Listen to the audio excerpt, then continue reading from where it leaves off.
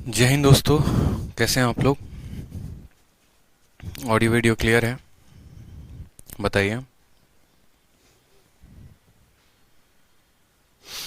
Audio video clear है ना? बहुत अच्छी बात है। गुड इवनिंग भाई, good morning, good morning, good morning सभी को। स्वागत है आपका आपके प्यारे से क्लास ज्योमेट्री में। ठीक है, चलिए। आप लोग को जानकर खुशी होगी एक बात कि ज्योमेट्री का जो है फिलहाल अभी पूरी बुक तो नहीं निकाल रहे हैं, लेकिन ज्योमेट्री की जो है वो पूरी की पूरी पीडीएफ एक प्रॉपर तरीके से आ रही है। और कहाँ आएगी? तो मार्केट में आएगी। हर वो चीज़ के बारे में आपको बताऊंगा। बस थोड़ा सा जो है हमारी कंटेंट टीम की इसके ऊपर पूरी की पूरी काम कर रही है। एक ज्योमेट्री की हम प्रॉपर ई बुक निकालेंगे विथ सॉल्यूशंस, ठीक है, कुछ टाइम में। हाँ, कल थोड़ी तबीयत सही नहीं थी तो कल क्लास नहीं हो पाई है। तो बहुत ही खतरनाक कंटेंट आएगा पूरा का पूरा ज्योमेट्री का, ठीक है। और जैसा कि ज्योमेट्री का डिमांड बहुत हाई हो गया अगर, तो मेंसुरेशन का भी वैसे ही निकालेंगे, फिर धीरे धीरे एडवांस मैथ और फिर अरिथमेटिक और पूरी की पूरी किताब। ठीक, तो शुरुआत करते हैं ज्योमेट्री से। और ज्योमेट्री का कंटेंट बहुत अच्छा आएगा मार्केट में, बहुत अच्छा। और आप लोगों को वो कंटेंट जो है अभी फ्री में मिल रहा है, जो कि आपके बैच में है। हेल्थ सही है भाई, कोई दिक्कत की बात नहीं है। तो कहाँ तक हम लोगों ने पढ़ा था? हम लोगों ने जो पढ़ा था वो एसएस टेस्ट पढ़ा था। हम लोगों ने कहा था कि देखो भैया, बात ऐसी है कि चाहे वो सिमिलैरिटी हो या वो कॉन्ग्रुएंसी हो, ठीक है, यानी चाहे वो सर्वांग समता हो या फिर समरूपता हो, उसको टेस्ट करने के कुछ नियम होते हैं। पहले नियम के बारे में हम लोगों ने पढ़ा था कि पहले नियम को कहते हैं 555। 555 का मतलब साइड साइड साइड। और इसमें हमने क्या पढ़ा? इसमें हमने ये पढ़ा कि अगर कोई दो त्रिभुज है और दोनों त्रिभुज के तीनों भुजाओं जो है वो बराबर हैं, पहले त्रिभुज की तीनों भुजा दूसरे त्रिभुज के तीनों भुजा के बराबर है, तो वो ट्रायंगल ऑटोमेटिक क्या हो जाएगा? कॉन्ग्रुएंट हो जाएगा, सर्वांगसम हो जाएगा। और अगर पहले वाले त्रिभुज की भुजा का जो अनुपात है उसी अनुपात में दूसरे वाले त्रिभुज के भुजा का अनुपात है, तो वो सर्वांगसम ना होकर समरूप हो सकता है, यानी सिमिलर हो सकता है। मतलब यूं बोल लीजिए कि मेरे पास दो ट्रायंगल, दोनों ट्रायंगल के सभी भुजाएं बराबर हो जाएंगी, ठीक है, दोनों ट्रायंगल के सभी भुजाएं बराबर हो जाएंगी तो कॉन्ग्रुएंट हो जाएगा। और अगर भुजाएं बराबर नहीं होंगी, अगर रेशियो में होंगी तो सिमिलर होगा, और ना ही बराबर होंगी ना ही रेशियो में होगा तो ना वो कॉन्ग्रुएंट होगा ना वो सिमिलर होगा। ये बात समझ में आया? ठीक है, कोई दिक्कत की बात है यहाँ पे? चलिए, अगली जो पार्ट हमने पढ़ना था वो हमें पढ़ना था हाइपोटेनस साइड टेस्ट, जिसको यहाँ पर आप अच्छे तरीके से देख सकते हैं किसमें क्या लिखा हुआ है। सवाल में बोला गया है if the check the side, ठीक, यहाँ पर बोला गया है if we check the side of two right angle triangle. अगर हम दो राइट एंगल ट्रायंगल, दो जो है राइट एंगल ट्रायंगल, दो समकोण त्रिभुजों की भुजाओं का जांच करें तो हमें क्या पता चलेगा? तो आपको हाइपोटेनस से ऐसे समझना है कि मानिए मेरे पास एक ये राइट एंगल ट्रायंगल है और एक दूसरा समकोण त्रिभुज है, यहाँ पर दूसरा राइट एंगल ट्रायंगल है। इसमें क्या होता है कि यदि अगर मेरी एक हाइपोटेनस, मतलब ये वाली हाइपोटेनस इसके बराबर हो और इन दोनों में से कोई भी एक भुजा बराबर होगी, इन दोनों में से कोई भी एक भुजा बराबर होगी, ठीक है, कोई भी एक भुजा बराबर होगी, जैसे मानो ये वाली भुजा इसके बराबर हो जाती है या फिर दूसरी वाली भुजा यानी ये वाली भुजा इसके बराबर हो जाती है, तो ये दोनों ट्रायंगल क्या कहलाएंगे? ये दोनों ट्रायंगल जो है हमारे कॉन्ग्रुएंट कहलाएंगे, सर्वांगसम कहलाएंगे। क्या कहलाएंगे? उस केस में एबीसी जो है वो पीक्यूआर के कॉन्ग्रुएंट कहलाएगा, सर्वांगसम कहलाएगा। तो यही बातें यहाँ पर कही गई है कि अगर हम दो राइट एंगल ट्रायंगल को लेते हैं तो वो कॉन्ग्रुएंट यानी सर्वांगसम तब होंगे जब उनका एक हाइपोटेनस और कोई भी शॉर्टर साइड का एक पेयर जो हो वो इक्वल इन लेंथ में हो, कोई भी एक शॉर्टर साइड जो हो वो इक्वल लेंथ में हो। एंगल की यहाँ पर कोई जिक्र नहीं कही गई है, ठीक है। अब बोलोगे सर एंगल का जिक्र नहीं किया गया है, क्यों नहीं किया गया? क्या यहाँ पर एंगल की जरूरत नहीं है? बिल्कुल नहीं मेरे भाई। अब खुद सोचो कि राइट एंगल ट्रायंगल में क्या होता है। जैसे मैंने कहा ये मेरा 5 है और ये मेरा 4 है, उसी तरीके से ये 5 है और ये मेरा 4 है। अब ये दोनों बराबर है तो राइट एंगल ट्रायंगल में क्या होगा कि अगर ये 5 है ये 4 है तो तीसरा हाइपोटेनस के स्क्वायर में से बेस के स्क्वायर को घटाओगे तो 3 आएगा, और ये भी 5 में से 4 घटाओगे तो 3 आएगा। ये सिर्फ तभी संभव है जब राइट एंगल ट्रायंगल हो। जब राइट एंगल ट्रायंगल नहीं होगा तो ये कॉन्ग्रुएंट नहीं होगा। अब आप बोलोगे सर ऐसे तो मतलब आप ये कहना चाहते हो कि कोई भी दो त्रिभुज हो और उनकी दो भुजा बराबर हो तो कॉन्ग्रुएंट हो जाता है? नहीं, ठीक है। अब मेरी बात को समझिएगा, ठीक है, आप लोग क्या समझ लेंगे, आप लोग ऐसा समझ लेंगे जो आपकी समझ गलत हो जाएगी। आपको दोनों अब थ्योरम एक साथ हम बताते हैं, दोनों प्रॉपर्टी एक साथ बताते हैं तो आपको क्लियर हो पाएगा। क्योंकि देखो similarity and congruency my dear ऐसा है ना जहां पर बच्चे को सबसे ज्यादा कंफ्यूजन होता है, वो कंफ्यूजन हम इस वीडियो में क्लियर करेंगे। जैसा कि मैंने आपको कहा कि मान लीजिए मेरे पास एक त्रिभुज ये है ए बी और सी, और दूसरा त्रिभुज है हमारा पी क्यू और आर। ठीक है, अब इस त्रिभुज में कहानी क्या है, इस त्रिभुज में कहानी मैं आपको बोलूं तो मान लो ये मेरा 5 है और ये मेरा 4 है, ये मेरा 5 है और ये मेरा 4 है। किसी कोण के बारे में कोई भी जिक्र नहीं है। तो ऐसा कभी हो नहीं सकता कि ये 5 है तो ये 5 होगा, ये 4 है तो 4 होगा, तो तीसरा वाला गारंटी ये 3 है तो ये 3 होगा, ऐसा कोई भी संभव नहीं है। इन जनरल कोई भी त्रिभुज की बात करें तो ऐसा नहीं होता ये 3 है तो 3 होगा। हो सकता है ये आपको 6 हो जाए, हो सकता है ये आपको 3 हो जाए, कुछ भी हो सकता है। अगर ये ट्रायंगल के बारे में ये नहीं कहा गया है कि ये राइट एंगल ट्रायंगल है, अगर इस ट्रायंगल के बारे में कोई भी जिक्र नहीं है कि एक समकोण त्रिभुज है, तो आप यहां पर कह ही नहीं सकते। जब तक ये समकोण त्रिभुज, देखो जब समकोण त्रिभुज नहीं है, जनरल त्रिभुज है, तो उसकी दो भुजाएं हैं तो तीसरी वाली बराबर हो भी सकती है और नहीं भी हो सकती है। इसीलिए अगर हम कोई भी दुनिया के ट्रायंगल में प्रॉपर्टी लगाते हैं तो हम इसीलिए कहते हैं कि देखो भाई, अगर पहले के तीनों साइड दूसरे के तीनों के बराबर है, अगर पहले का तीनों साइड दूसरे के तीनों साइड के बराबर है, यानी ये 5 है तो 5 होगा, 4 है तो 4 होगा, और अगर ये 3 है तो ये 3 होगा, या अगर मान लीजिए यहां पर ये 6 है तो ये हमारा 6 होगा, तो हम पक्का कह सकते हैं कि एबीसी जो है वो सर्वांगसम होगा। किसके सर्वांगसम होगा? पी क्यू आर के। और जब ये सर्वांगसम होंगे तो ये क्या होंगे? समरूप भी होंगे, यानी सिमिलर भी होंगे। ये बात जानना बहुत जरूरी है। ये जनरल एक ट्रायंगल में, ये ट्रायंगल राइट एंगल भी हो सकता है, एक्यूट भी हो सकता है, ऑब्ट्यूज भी हो सकता है, उसकी चिंता आपको नहीं करनी है। ये कोई भी ट्रायंगल हो सकता है, फर्क नहीं पड़ता। तो आगे जैसे हम बढ़े तो बोले कि देखो ये तो दुनिया के किसी भी ट्रायंगल के लिए संभव है, ये किसी भी जनरल के लिए रूल बन जाता है कि हमारे तीनों भुजाओं का बराबर होना बहुत जरूरी है। तो आगे बस हम थोड़ा सा प्रॉपर्टी को अपने एक्सटेंड किए और हमने कहा कि देखो अगर तुम्हारे पास राइट एंगल ट्रायंगल आ जाता है तो राइट एंगल ट्रायंगल में तुम तीनों भुजाओं को चेक मत करो, तुम तीनों भुजाओं को चेक मत करो। उदाहरण के तौर पे मान लो मैंने इसको 4 कहा, 5, इसको मैंने 4 कहा, इसको मैंने 5 कहा और इसको मैंने 3 कहा। ठीक है, मान लीजिए मेरे पास ये दो राइट एंगल ट्रायंगल है, एक ट्रायंगल एबीसी है और दूसरा ट्रायंगल मेरा क्या है? तो पीक्यूआर है। दूसरा ट्रायंगल मेरा क्या है? पीक्यूआर है।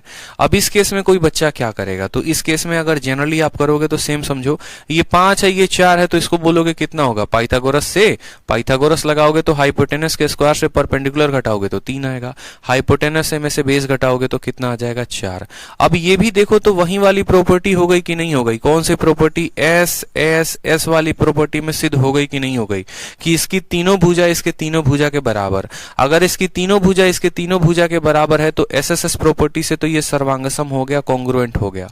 ठीक है, लेकिन वो हमें कब पता चला? जब हमने इसकी तीसरी भुजा निकाली, जब हमने इसकी तीसरी भुजा निकाली। मेरी बात को समझिएगा, राइट हैंड साइड वाला जो रूल है, आरएचएस जो रूल है, वो कहीं ना कहीं बेटा है। और ये किसका बेटा है? तो एस एस एस का बेटा है, साइड साइड साइड का बेटा है। साइड साइड साइड में सिमिलैरिटी या कॉन्ग्रुएंसी लगाने के लिए हमें तीनों साइड का पता होना जरूरी है। लेकिन आरएचएस में क्या होता है? आरएचएस में ऐसा कहा जाता है कि एक हाइपोटेनस और कोई भी एक साइड अगर ये बराबर होगा दूसरे वाले के हाइपोटेनस और साइड के, तो तुम्हें बिना तीसरी भुजा निकाले भी तुम एसएसएस का लगा सकते हो। क्यों? क्योंकि इसकी तीसरी भुजा निकालने का जो नियम होता है वो एक नियम पर यह आधारित है। आप इस ट्रायंगल में तीसरी भुजा के लिए कोई नियम नहीं होता कि भैया तीसरी भुजा कैसे निकालोगे, इसलिए ये बिना लगाम का है। बिना लगाम का है मतलब कोई भी साइड लेके आ सकता है।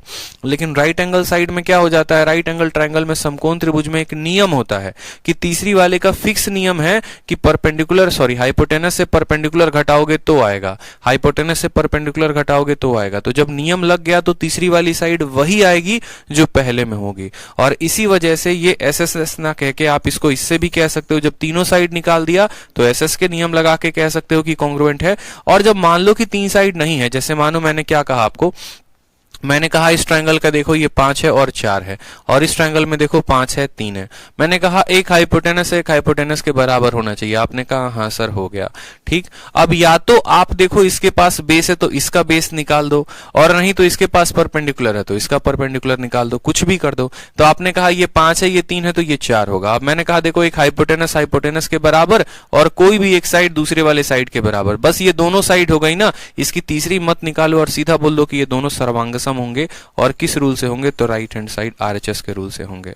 बस, यानी आपको कंफ्यूज नहीं होना है, आपको एक बात समझना है, एसएसएस का मतलब होता है तीनों भुजाओं का बराबर, और आरएचएस का मतलब होता है कि वही तीनों भुजा अगर हम राइट एंगल ट्रायंगल में लगा दें तो एक हाइपोटेनस और कोई भी एक साइड मुझे पकड़ा दो, ये ऑटोमेटिक सर्वांगसम हो जाएंगे। क्लियर है? तो दो नियम पढ़े, दोबारा से दो नियम को रिवाइज कर लीजिए। एसएसएस को आपने पढ़ा तो एसएसएस में क्या पढ़ा? तीनों भुजाओं का बराबर होना जरूरी है। फिर राइट एंगल ट्रायंगल में ये नियम जैसे हमने लगाया, तो राइट एंगल ट्रायंगल में हाइपोटेनस साइड टेस्ट भी, आरएचएस भी कह सकते हो आप, राइट हैंड साइड, ठीक है। और इस तरीके से हमने इनको सर्वांगसम किया। अब तीसरा आता है हमारा सास, ठीक है, तीसरा आता है हमारा सास। अब सास की बात करते हैं। सास क्या हो गया? देखो आगे चलकर पढ़ाएंगे, आस सास 555, बस इतना ध्यान रखना। अब सास में क्या होता है वो समझना, ठीक है, सास में क्या होता है वो समझना। आपको एक स्टोरी भी बता के मैं आपको याद करवा दूंगा, उसकी टेंशन मत लो। बस अभी जो है प्रॉपर्टी को ध्यान रखो, फिर बाद में मैं आपको पूरी की पूरी एक शानदार ट्रिक बताऊंगा और पूरे उस ट्रिक से आप जो है याद कर पाओगे। अब बात करते हैं, एक और नियम होता है जिसको हम कहते हैं सास, यानी SAS। अब सास का मतलब क्या हो गया? देखो इन जनरल मैं आपको बताऊं ना, तो आपको इतनी सारी प्रॉपर्टी दुनिया में लेके क्या करोगे? अचार डालोगे? कुछ भी नहीं कर सकते। आपको किसी भी ट्रू ट्रायंगल को सिमिलर करने के लिए क्या करना होगा? आप अगर मेरी बात को समझ गए ना, तो आप जो है हर उस अपने आप से प्रॉपर्टी बना लोगे जितनी प्रॉपर्टी बनाना चाहते हो। हर प्रॉपर्टी अपने आप से आप बना लोगे। मेरा कहने का मतलब बस समझना क्या है। अब ये जो सास वाली प्रॉपर्टी है, ये सास वाली प्रॉपर्टी क्या कहती है? फिर आपको है ना क्विक रिविजन करवा देंगे, ठीक है, ऐसा याद करवा देंगे कि बचपन में आपके टीचर थक गए होंगे आपको याद करवा के, वो ना करवा पाएंगे जो मैं करवा दूंगा। पहले वाले सास वाली प्रॉपर्टी को पढ़िए, क्या कहता है? कहता है कि if we check two side and the included angle of a triangle then the triangle are. अगर हम कोई भी दो साइड, सास वर्ड में क्या क्या इस्तेमाल किया गया? पहला एस साइड के बारे में बताता है, दूसरा यहाँ पर ए जो है एंगल के बारे में, और ये एस साइड के बारे में। यानी आप ऐसे समझ लो, तो देखो दो साइडों के बीच में एक बेचारा हमारा एंगल फंसा हुआ है, दो साइड के बीच में हमारा एक एंगल फंसा हुआ है, तो पक्का ये प्रॉपर्टी जो है उसी तरीके से होगी कि एक त्रिभुज दिया गया होगा और त्रिभुज के बारे में बोला होगा कि कोई भी दो साइड और उसके बीच का एंगल, कोई भी दो साइड और उसके बीच का एंगल अगर वो बराबर है तो पक्का वो ट्रायंगल क्या होंगे? सिमिलर, कॉन्ग्रुएंट होंगे। तो बोला गया है कॉन्ग्रुएंट तब होंगे, वो सर्वांगसम तब होंगे यदि दो पेयर ऑफ साइड इक्वल हो और उनका इंक्लूडेड एंगल इक्वल हो, और सिमिलर तब होंगे जब दो पेयर ऑफ साइड की लेंथ बराबर हो, ठीक है, या उसी रेशियो में हो जिसमें आपका साइड है। जैसे मान लीजिए ये हमारे पास दो ट्रायंगल है, आपको इसे समझाते हैं। एक ट्रायंगल का नाम हमारा ABC है और दूसरे ट्रायंगल का नाम हमारा PQR है। समझिएगा मेरी बात को, दूसरे ट्रायंगल का नाम हमारा PQR है। यहां पर इसकी लेंथ जो है ये 5 है और ये 6 है, और मान लेते हैं इसका मान जो है यहाँ पर 30 डिग्री है, और यहाँ पर इसका लेंथ 5 है, इसका लेंथ 6 है और इसके बीच का मान 30 डिग्री है। ये ट्रायंगल किस दिशा में है, कैसा इनका ओरिएंटेशन है, कोई फर्क नहीं पड़ता, कोई फर्क नहीं होता। बस हमें इतना ध्यान रखना है कि दो साइड और उसके बीच का एंगल, अगर ये 5 है तो ये भी 5 है, अगर ये 6 है तो ये भी 6 है, और उसके बीच का एंगल 30 है तो 30 है। यानी सास वाले प्रॉपर्टी से साइड पहले आया, फिर एंगल आया, फिर साइड आया, साइड आया, एंगल आया, साइड आया। सास वाले प्रॉपर्टी से ये दोनों ट्रायंगल क्या हो जाएंगे? सर्वांगसम हो जाएंगे, कॉन्ग्रुएंट हो जाएंगे। क्या हो जाएंगे? सर्वांगसम हो जाएंगे, कॉन्ग्रुएंट हो जाएंगे। समझ में आया? तो सास, सास बिल्कुल सासू माँ आपकी, ठीक है। उन दोनों से क्या हो जाएगा? त्रिभुज हमारा ABC जो है वो सर्वांगसम हो जाएगा। किसके सर्वांगसम हो जाएगा? PQR के। अब बोलोगे सर ऐसा काहे है, क्यों सर्वांगसम हो गया? तो देखो इसको भी साइड एंगल साइड वाले, देखो ये सास भी है ना, सास भी बेटा है, और सास किसका बेटा है? तो साइड साइड साइड का बेटा है। बोलोगे सर क्यों बेटा है, आप ऐसे क्यों बोल रहे हो कि ये बेटा बन गया? तो मैं आपको बताता हूं। आपने प्रॉपर्टी एक पढ़ी, और आपने कौन सी प्रॉपर्टी पढ़ी? साइड साइड और साइड की प्रॉपर्टी पढ़ी। अभी जो मैंने आपको प्रॉपर्टी पढ़ाया वो क्या पढ़ाया? मैंने पढ़ा साइड, एंगल और साइड पढ़ाया। अब मेरी बात को समझना, जब ज्योमेट्री में आगे चलकर पढ़ोगे एक cos थीटा का फॉर्मूला आएगा और cos थीटा का फॉर्मूला आपको ये बताएगा कि देखो बात ऐसी है, अगर ये भुजा 5 है, ठीक है, ये दोनों भुजा में क्या है, इन्हीं दोनों भुजा में बता रहा हूं। आगे चलकर जब आप cos थीटा का प्रॉपर्टी पढ़ेंगे तो cos थीटा के प्रॉपर्टी में आपको ये पता चलेगा कि अगर तुम्हारा एक कोण दिया गया है और दो भुजाएं दी गई हैं तो तुम तीसरे का मान निकाल सकते हो। और मान लो इसका तीसरे का जो मान आएगा ना वो x होगा, पक्का 5, 6 और 30 पे लगाओगे x y z कुछ भी एक मान आएगा। उसी तरीके से जब यहां पर 5 और 6 और 30 में लगाओगे तो इसका भी मान x आएगा आपका, यानी ऑटोमेटिक फिक्स है। अगर यहां x आएगा तो यहां भी x आएगा। आप ऐसे समझ लो, अगर यहां कोण 30 डिग्री का ना दिया होता, 90 डिग्री का दिया होता तो राइट एंगल ट्रायंगल बन जाता। राइट एंगल ट्रायंगल में क्या लगाते, हाइपोटेनस में से बेस घटाया तो परपेंडिकुलर आ गया, इस तरीके से। तो अब 90 डिग्री का कोण ना देकर है ना, दुनिया का कोई भी कोण दिया जाएगा। मतलब ये कहीं ना कहीं देखो, पहले हमने पढ़ा था किसको, पहले हमने पढ़ा था एस को। एस का नियम ये कहता था तीनों साइड दिया होना चाहिए। फिर हमने थोड़ा सा अपना दिमाग में खचड़ई पैदा किया और तब हमने कहा कि नहीं, आरएचएस लगाएंगे या हाइपोटेनस साइड टेस्ट लगाएंगे। आप हाइपोटेनस साइड टेस्ट भी कह सकते हो, जिसमें भाई साहब हमारा कोई भी दो साइड और एक जो है कोई भी दो साइड, क्योंकि हमें पता है कि ये वाला कोण तो 90 है ही है। तीसरा हमारे मन में बदमाशी आया, हमने तब किया एसएएस का टेस्ट। एसएएस का मैंने क्या कहा कि नहीं भाई एक बात बता, दो ट्रायंगल हैं, दोनों के दोनों साइड बराबर, कोई भी एक कोण बराबर, तो जाहिर सी बात है दोनों कोण अगर बराबर होंगे तो तीसरा वाला भी इनका ऑटोमेटिक बराबर हो जाएगा। और जब तीसरा वाला बराबर हो जाएगा तो side side side side side side यानी फिर वापस से एसएस टेस्ट से ये क्या हो जाएंगे, सिमिलर हो जाएंगे। मैं वही बात कह रहा हूं आपको यहां पे कि जैसे आप इस कोण का इस्तेमाल करके तीसरा भुजा निकालोगे तो यहां भी x आएगा, यहां भी x आएगा। अब एक पल के लिए कोण को भूल जाओ, अगर ये 5 है तो ये भी 5 है, ये 6 है तो ये भी 6 है, अगर ये x है तो ये भी x है, तो क्या इसको आप साइड साइड साइड वाले प्रॉपर्टी से इक्वल नहीं कर सकते? तो बोलोगे हाँ sir, side side side property से ये सर्वांग सम हो जाएंगे। यानी कहीं ना कहीं जो सास वाली प्रॉपर्टी है, ये सास कहां से आया है, तो ये भी सास 555 से ही आया है, ठीक है। ये भी सास कहां से आया है, 555 से आया है। बस यहां आपको तीसरी साइड निकालने की जरूरत नहीं है, आपका कॉमन सेंस इतना आप पढ़ के बता देगा कि भैया देखो दो साइड होंगे और उनके बीच का ही कोण होना चाहिए, उनके बीच का ही कोण होना चाहिए, तो वो ऑटोमेटिक क्या हो जाएंगे, सर्वांग सम हो जाएंगे। जैसे बहुत बच्चों को ये भी कंफ्यूजन रहता है कि सर क्या ऐसा पॉसिबल है? देखो, आपको जितने कंफ्यूजन्स है ना वो आज मैं क्लियर कर दूंगा इस वीडियो में, ताकि आपको कंफ्यूज होने की कोई जरूरत ही नहीं होगी। क्योंकि मैंने भी जब बचपन में ये चीज पढ़ी थी मुझे भी काफी कंफ्यूजन होता था, तो मैंने इसीलिए अपने कंफ्यूजन को क्लियर करने के लिए मैंने उसके कंसेप्ट को समझा, ना कि उसको रटना बेहतर समझा। रटता हर कोई है दुनिया का, इसी वजह से भूल जाता है। बस कंसेप्ट को समझो। जैसे आपका बोला गया है कि ये 5 है और मान लो ये 6 है, यहां पर ये कोण दिया गया है 30 डिग्री।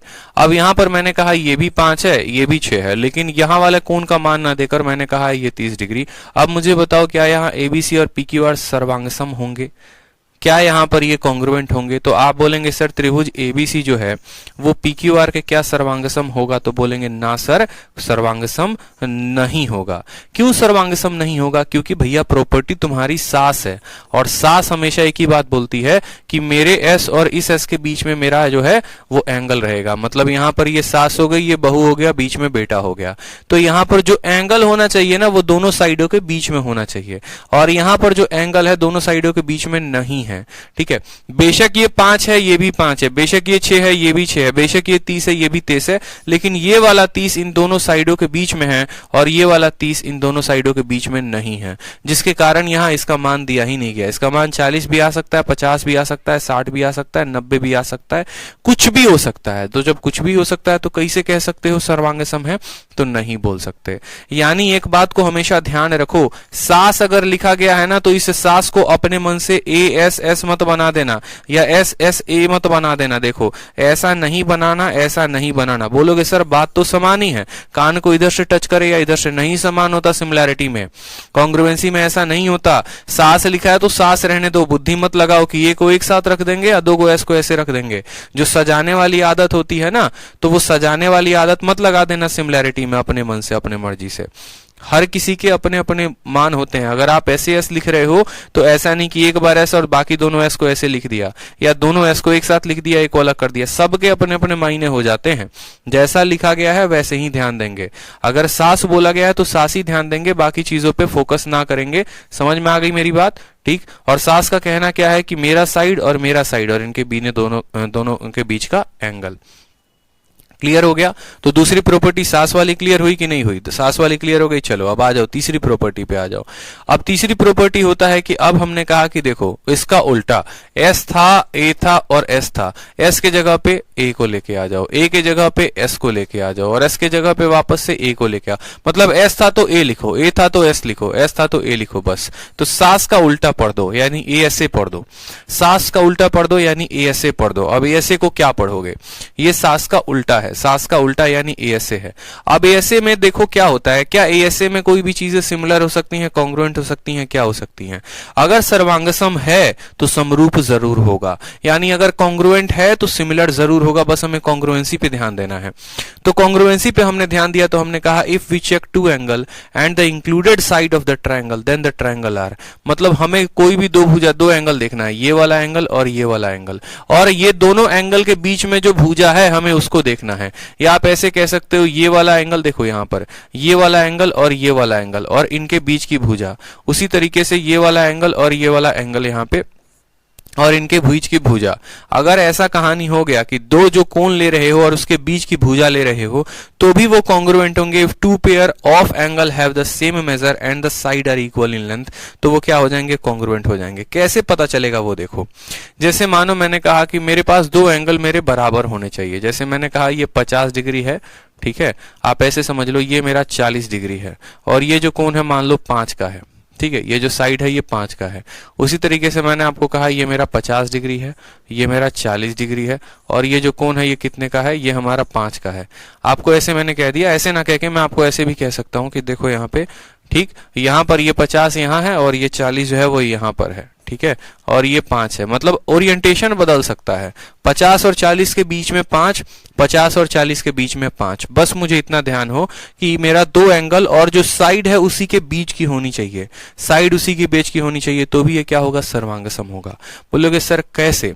तो आगे चलकर एक प्रॉपर्टी पढ़ाएंगे साइन थीटा की, और साइन थीटा की प्रॉपर्टी पढ़ाएंगे जब उसमें एंगल्स के तुलना में रेशियो निकालोगे तो जो आपको एक तरीके से कह लो कि जब आपका निकालोगे ना रेशियो, तो आपका जो तीसरा वाला एंगल है वो इसके तीसरे वाले एंगल के ऑटोमेटिक बराबर आ जाएगा, और तीसरा वाला एंगल जब तीसरे वाले एंगल के प्रॉपर्टी के बराबर आ जाएगा तो आपका तीनों एंगल बराबर, और तीनों एंगल के साथ में अगर कोई एक भी साइड आपको दे देता है, कोई एक भी साइड आपको दे देता है, तो आप बोलोगे कि सर देखो बात ऐसा है, फिर ये दोनों क्या हो जाएंगे? सर्वांगसम हो जाएंगे, कॉन्ग्रुएंट हो जाएंगे, ठीक है, सर्वांगसम हो जाएंगे, कॉन्ग्रुएंट हो जाएंगे। पूरा रिवीजन एक साथ करवाएंगे, चिंता मत करिए। यानी हमारा एक एंगल दिया हो, फिर एक साइड आ गया हो और फिर एक एंगल, जैसे एंगल हो फिर एक साइड आ गया हो और फिर एक एंगल आ गया हो, तो जहां पर भी एएसए नियम लगेगा तो हमारे दोनों त्रिभुज, यानी अगर हम इनको एबीसी का नाम दे और इनको अगर हम पीक्यूआर का नाम दे तो ये क्या हो जाएंगे? सर्वांगसम हो जाएंगे। एबीसी जो है वो पीक्यूआर के सर्वांगसम हो जाएगा, ठीक। लेकिन बच्चा क्या गलती करता है? अब एक बच्चे की भी गलती देखो क्या होगा। जैसे मानो मैंने कहा यहां पर मेरे दो त्रिभुज है, ठीक है, मैंने कहा ये वाला कोण 70 डिग्री का है, ये वाला कोण जो है वो 30 डिग्री का है और ये भुजा जो है हमारी 10 सेंटीमीटर की है। उसी तरीके से यहाँ पर हमने कह दिया कि ये हमारा 70 डिग्री का है, ये हमारा 30 डिग्री का है, लेकिन भुजा 10 सेंटीमीटर ये है।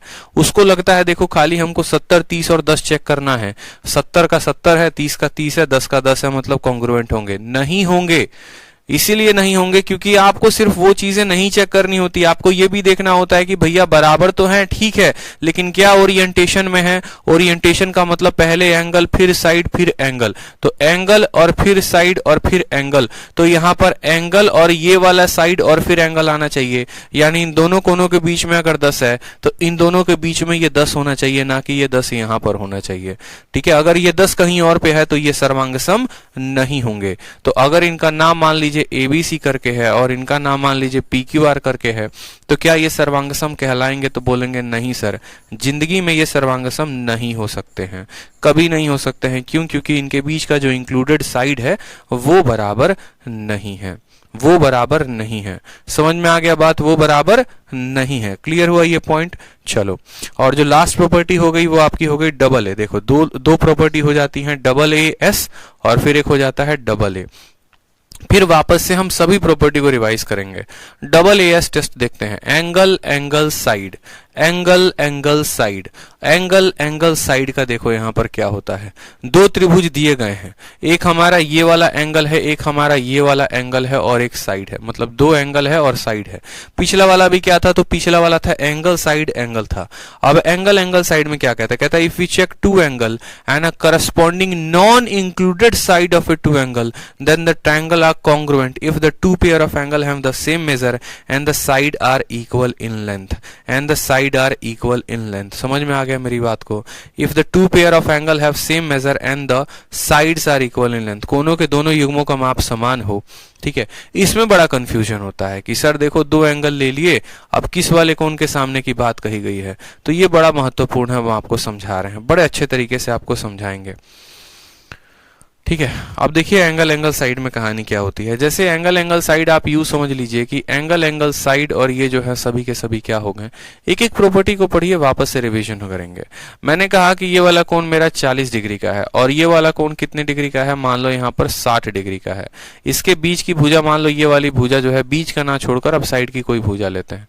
उसी तरीके से मैंने कहा यहाँ पर ये वाला 40 है और ये वाला 60 है और इसके सामने जो है ये वाली भुजा दे दी है मैंने 10।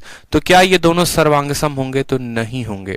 सर्वांगसम का नियम ये कहता है, ऐसा नहीं है भाई मेरे कि दो एंगल और दोनों एंगल और एक कोई भी साइड, ऐसा नहीं है। जिस कोण के सामने बात की गई है, अगर इसके 60 के सामने 10 है ना, तो इसके 60 के सामने ये 10 का होना जरूरी है, इस बात को ध्यान रखो। यानी आप अगर बोलेंगे तो बोलेंगे एंगल साइड एंगल और एंगल एंगल साइड, ये दोनों एक ही तरह के प्रॉपर्टी हैं। कैसे प्रॉपर्टी हैं वो देखिए, दोनों एक ही तरह के प्रॉपर्टी हैं। आपको दोनों को जो मैं है, दोनों को एकदम अभी जो है कंफ्यूजन क्लियर कर देता हूं। जैसे आपने क्या क्या पढ़ा था, देखो आपने पढ़ा था एंगल साइड एंगल में बड़े विस्तार से। मैंने कहा ना आज की वीडियो तसल्ली से देखते रहो, दुनिया में आज तक जितनी कंफ्यूजन हुई है सारी की सारी आपकी दूर कर दूंगा मैं, ये मेरा दावा है आपको, ठीक है, कि आपकी सारे के सारे कंफ्यूजन क्लियर हो जाएंगे, बस आप देखते रहिए वीडियो को, ठीक। एंगल एंगल साइड, अब यहां पर हमने कहा ये दो प्रॉपर्टी हो गई हमारी, ये त्रिभुज हो गया ए बी सी और यहां पर हमारा त्रिभुज हो गया पी क्यू आर, ठीक। अब यहां पर भी सेम तरीके से इनके लिए भी हम दो कंडीशंस बनाते हैं। ये हमारा ट्रायंगल हो गया A B C P Q R, ठीक है। ये हमारा ट्रायंगल ए है, बी है, सी है, ये हमारा है पी है, क्यू है और आर है। हमने दोनों ट्रायंगल बनाए, ऊपर वाले के नियम को मैं लिखता हूं वो समझना, नीचे वाले को लिखता हूं वो समझना, और फिर दोनों सेम कैसे है वो भी समझना। अलग अलग किताबों में अलग अलग नियम दिए जाते हैं, अगर मान लो मैं एक ही नियम देता तो आप कहते सर ने तो कंटेंट हमें कम दिया है, ठीक है, ये तो बड़ा कम कंटेंट हो गया। तो असल में भले अलग अलग नियम दिए गए हो किताबों में, लेकिन सारे एक बाप के सभी बेटे हैं, ऐसे समझ लो, ठीक है। तो यहां पर हमने एंगल साइड एंगल में क्या पढ़ा कि हमारा जो है मान लो यहां पर ये थीटा दिया होना चाहिए, ये हमारा थीटा ना कह के अल्फा बीटा गामा कहते हैं, ये अल्फा अगर है और ये हमारा बीटा है मान लो, तो इसके बीच की साइड हमारी एक्स होनी चाहिए। उसी तरीके से यहां पर ये अगर अल्फा है, ये अगर हमारा बीटा है, तो बीच की साइड एक्स होनी चाहिए। तो angle side angle, angle side angle, इस वाले में कंडीशन स्ट्रिक्ट कर दिया गया था कि बीच वाली आपको साइड लेनी है, तो ये बीच वाली साइड हो गई थी। अब दूसरा वाला देख लो, तो एंगल एंगल साइड मतलब ये वाला एंगल, ये वाला एंगल, इसको छोड़ के बाकी कोई दोनों भुजाएं, यानी ये अगर अल्फा है, या ऐसे कह लो कि ये हमारा अल्फा है,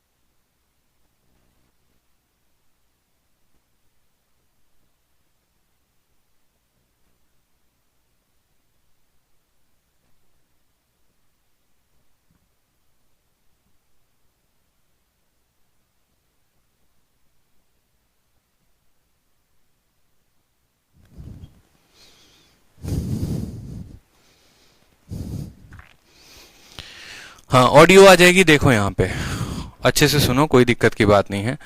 माइक चेंज नहीं करना, बैटरी खत्म हो गई थी सवाल में। देखो तो मैंने आपको क्या कहा, मैंने आपको कहा कि जैसे मानो इसका अल्फा और इसका बीटा है, इसका अल्फा और इसका बीटा है। अरे मेरे भाई, अगर मानो ये 50 डिग्री है और ये 50 डिग्री है, तो 50 और 50 100 होते हैं। तो एक त्रिभुज के तीनों कोनों का जोड़ 180 होता है, तो यहां पर गामा 80 आएगा। उसी तरीके से अगर ये 50 है और ये 50 है, 100 है, तो दो कोण अगर 100 हो गए तो तीसरा वाला तो पक्का 80 आएगा, तभी तो त्रिभुज के तीनों कोनों का जोड़ 180 कहलाएगा। उसी तरीके से अगर मानो यहां पर ये 60 है और ये 60 है, तो ये भी 60 होगा। ये अगर 60 है, ये 60 है, तो ये भी 60 होगा। क्यों? क्योंकि त्रिभुज के तीनों कोनों का जोड़ 180 होता है। तो आपका एग्जामिनर क्या करता है, तीनों कोनों को देना महत्वपूर्ण नहीं समझता, वो बस कोई भी दो कोण दे देता है। तो इतनी तो आपकी बुद्धि काम करनी चाहिए कि अगर मुझे 2 दे दिया है तो हम तीसरा कैसे निकालेंगे, 180 से घटा के। 2 दे दिया है तो तीसरा कैसे निकालेंगे, 180 से घटा के।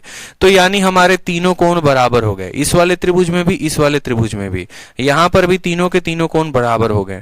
अब देखो, सिर्फ 3 कोण बराबर होने से काम नहीं बनता, क्योंकि अगर ऐसा काम हो जाता तो मैं आपको 2 छोटे छोटे ट्रायंगल बना के दिखा रहा हूं। एक हमारा ये ट्रायंगल है और एक हमारा ये ट्रायंगल है। समझे मेरी बात को? यहां पर जो कोण है ये भी 60 है, ये भी 60 है और ये भी 60 है, और ये वाला भी कोण जो है ये भी 60 है। इस वाले त्रिभुज में ये भी 60 है और ये भी 60 है। ठीक, अब यहां पर मैंने आपको क्या कहा, मैंने आपको कहा कि इसकी भुजा 5 की है और इसकी भुजा 10 की है। तीनों एंगल बराबर होने से ट्रायंगल कॉन्ग्रुएंट नहीं होते हैं। तीनों कोण बराबर होने से ट्रायंगल सर्वांगसम, त्रिभुज सर्वांगसम नहीं होंगे। सिर्फ तीनों कोणों का होना जरूरी नहीं, वो तीनों कोणों के साथ कोई भी एक भुजा अगर दूसरे के बराबर हो जाती है, जैसे अगर ये 5 है ना, तो इसमें जरूरी नहीं है कि यही 5 वाला हो। ये अगर 5 आ जाए तो मैं आपको गारंटी बताता हूं, 60 के सामने 5 था ना, 60 के सामने 5 है, उसी कोण के सामने वाली भुजा बराबर हो गई। तो अगर ये 5 है तो ये भी 5 होगा, ये भी 5 होगा, और ट्रायंगल ऑटोमेटिक फिर side side side side side side से कॉन्ग्रुएंट हो जाते हैं। मतलब मैंने आपको कहा ना कि हमारा main property side side side है, और इसी के सारे क्या हैं, बच्चे हैं। इसी के सारे क्या हैं, बच्चे हैं। बस डायरेक्टली ऐसा रिलेशन नहीं दिया जाता है, क्योंकि क्या होता है कि देखो, या तो कहानी ऐसी होगी कि तीनों साइड दे दी जाएगी, या कहानी ऐसी होगी हम तुमको साइडें नहीं देंगे, एंगल दे देंगे। तो हमेशा याद रखना, दुनिया की कोई भी कॉन्ग्रुएंसी की प्रॉपर्टी है सिर्फ एंगल से नहीं हो सकता, एक साइड का होना जरूरी है। अब आपको एक एक चीज दिखाते हैं, देखो दोबारा से, मतलब साइड होना जरूरी है। पहला प्रॉपर्टी जो आपने पढ़ा था, क्या उसमें साइड की आवश्यकता पड़ी थी? तो आप बोलेंगे जी सर। एक जगह बिना साइड के तो सिमिलैरिटी, बिना साइड के सर्वांग समता संभव ही नहीं है, साइड का होना बहुत जरूरी है। आपने साइड साइड साइड पढ़ा, इसमें साइड वर्ड आया था कि नहीं आया था? तो बोलेंगे हाँ सर, साइड वर्ड आया था। एसएसएस में साइड वर्ड आया था। हाइपोटेनस साइड पढ़ा, क्या इसमें साइड आया था? तो बिल्कुल साइड आया था। बिना भुजा के बराबर हुए दो त्रिभुज सर्वांगसम नहीं हो सकते। फिर आपने दूसरी जो प्रॉपर्टी पढ़ी, साइड साइड साइड, एसएएस पढ़ा, क्या एसएएस में साइड वर्ड का जिक्र किया गया था? तो बिल्कुल जिक्र किया गया था, मतलब इसमें भी साइड की आवश्यकता है। ठीक है, अब उसके बाद बात करते हैं कि हमारा जो है यहां पर एंगल, साइड एंगल। देखो भले साइड एक ही बार आया है, लेकिन साइड आया तो है। अगर साइड आया है मतलब ये भी जो प्रॉपर्टी है वो भी क्या है, संभव है। ऐसे भी जो है वो हमारी कॉन्ग्रुएंसी बताएगी बिना साइड। एंगल एंगल साइड भी हमने देखा, इसमें भी हमने देखा साइड वर्ड का जिक्र है, मतलब ये भी जो है कॉन्ग्रुएंट है। ठीक है, तो अब जो पहला प्रॉपर्टी जो मैं आपको बता रहा था यहां पर, कि चाहे एंगल साइड एंगल हो या एंगल एंगल साइड हो, दोनों केस में अगर वो सर्वांगसम होंगे तो कैसे होंगे? दो त्रिभुज के दोनों कोण बराबर हैं तो तीसरा वाला ऑटोमेटिक बराबर हो जाएगा कि नहीं हो जाएगा? ठीक, और बस हमारा कोई भी एक साइड बराबर होना चाहिए। अब जैसे मैंने बच्चों को कहा ना, कोई भी एक साइड बराबर होना चाहिए, तो वो मुझे क्या गुरु ज्ञान देता है वो भी देखो, और उसका क्या सॉल्यूशन है वो भी देखो। मैंने कहा देख बेटा बात ऐसी है, कोई भी दो साइड, मैंने कहा देखिए 50 ले लेना और ये 60 ले लेना, 60 और 50 110 हो गए, और मैंने कहा कि एक काम कर, ये वाला तुम्हारा जो है वो 10 सेंटीमीटर है। ठीक, तो उसने मुझे बताया कि देखो सर, एक ये ट्रायंगल मैं बना देता हूं और मैं एक 50 बना दे रहा हूं, ये इसको 60 बना दे रहा हूं। ठीक है, और मैं क्या कर रहा हूं, इसको मैं 10 मान लेता हूं। अब बताओ सर, आपने तो एक ही बात कहा है, आपने कहा कि सर दो एंगल होने चाहिए, तो दो एंगल हैं। अगर ये 60 है ये 50 है, तो देखो सर ये कितना हो जाएगा, 6 5 11, ये 70 हो जाएगा। ये भी 60 है ये 50 है, तो ये भी 70 हो जाएगा। आपने मुझे बस एक ही बात तो सिखाया था कि तीनों एंगल आ जाए और कोई भी एक साइड आ जाए तो क्या हो जाएगा, कॉन्ग्रुएंट हो जाएगा। तो सर देखो तीनों एंगल आ गए और एक साइड इसकी 10 है, एक साइड इसकी 10 है, क्या ये सर्वांगसम होंगे? बिल्कुल भी नहीं होंगे। आपने सुनने में गलती कर दी।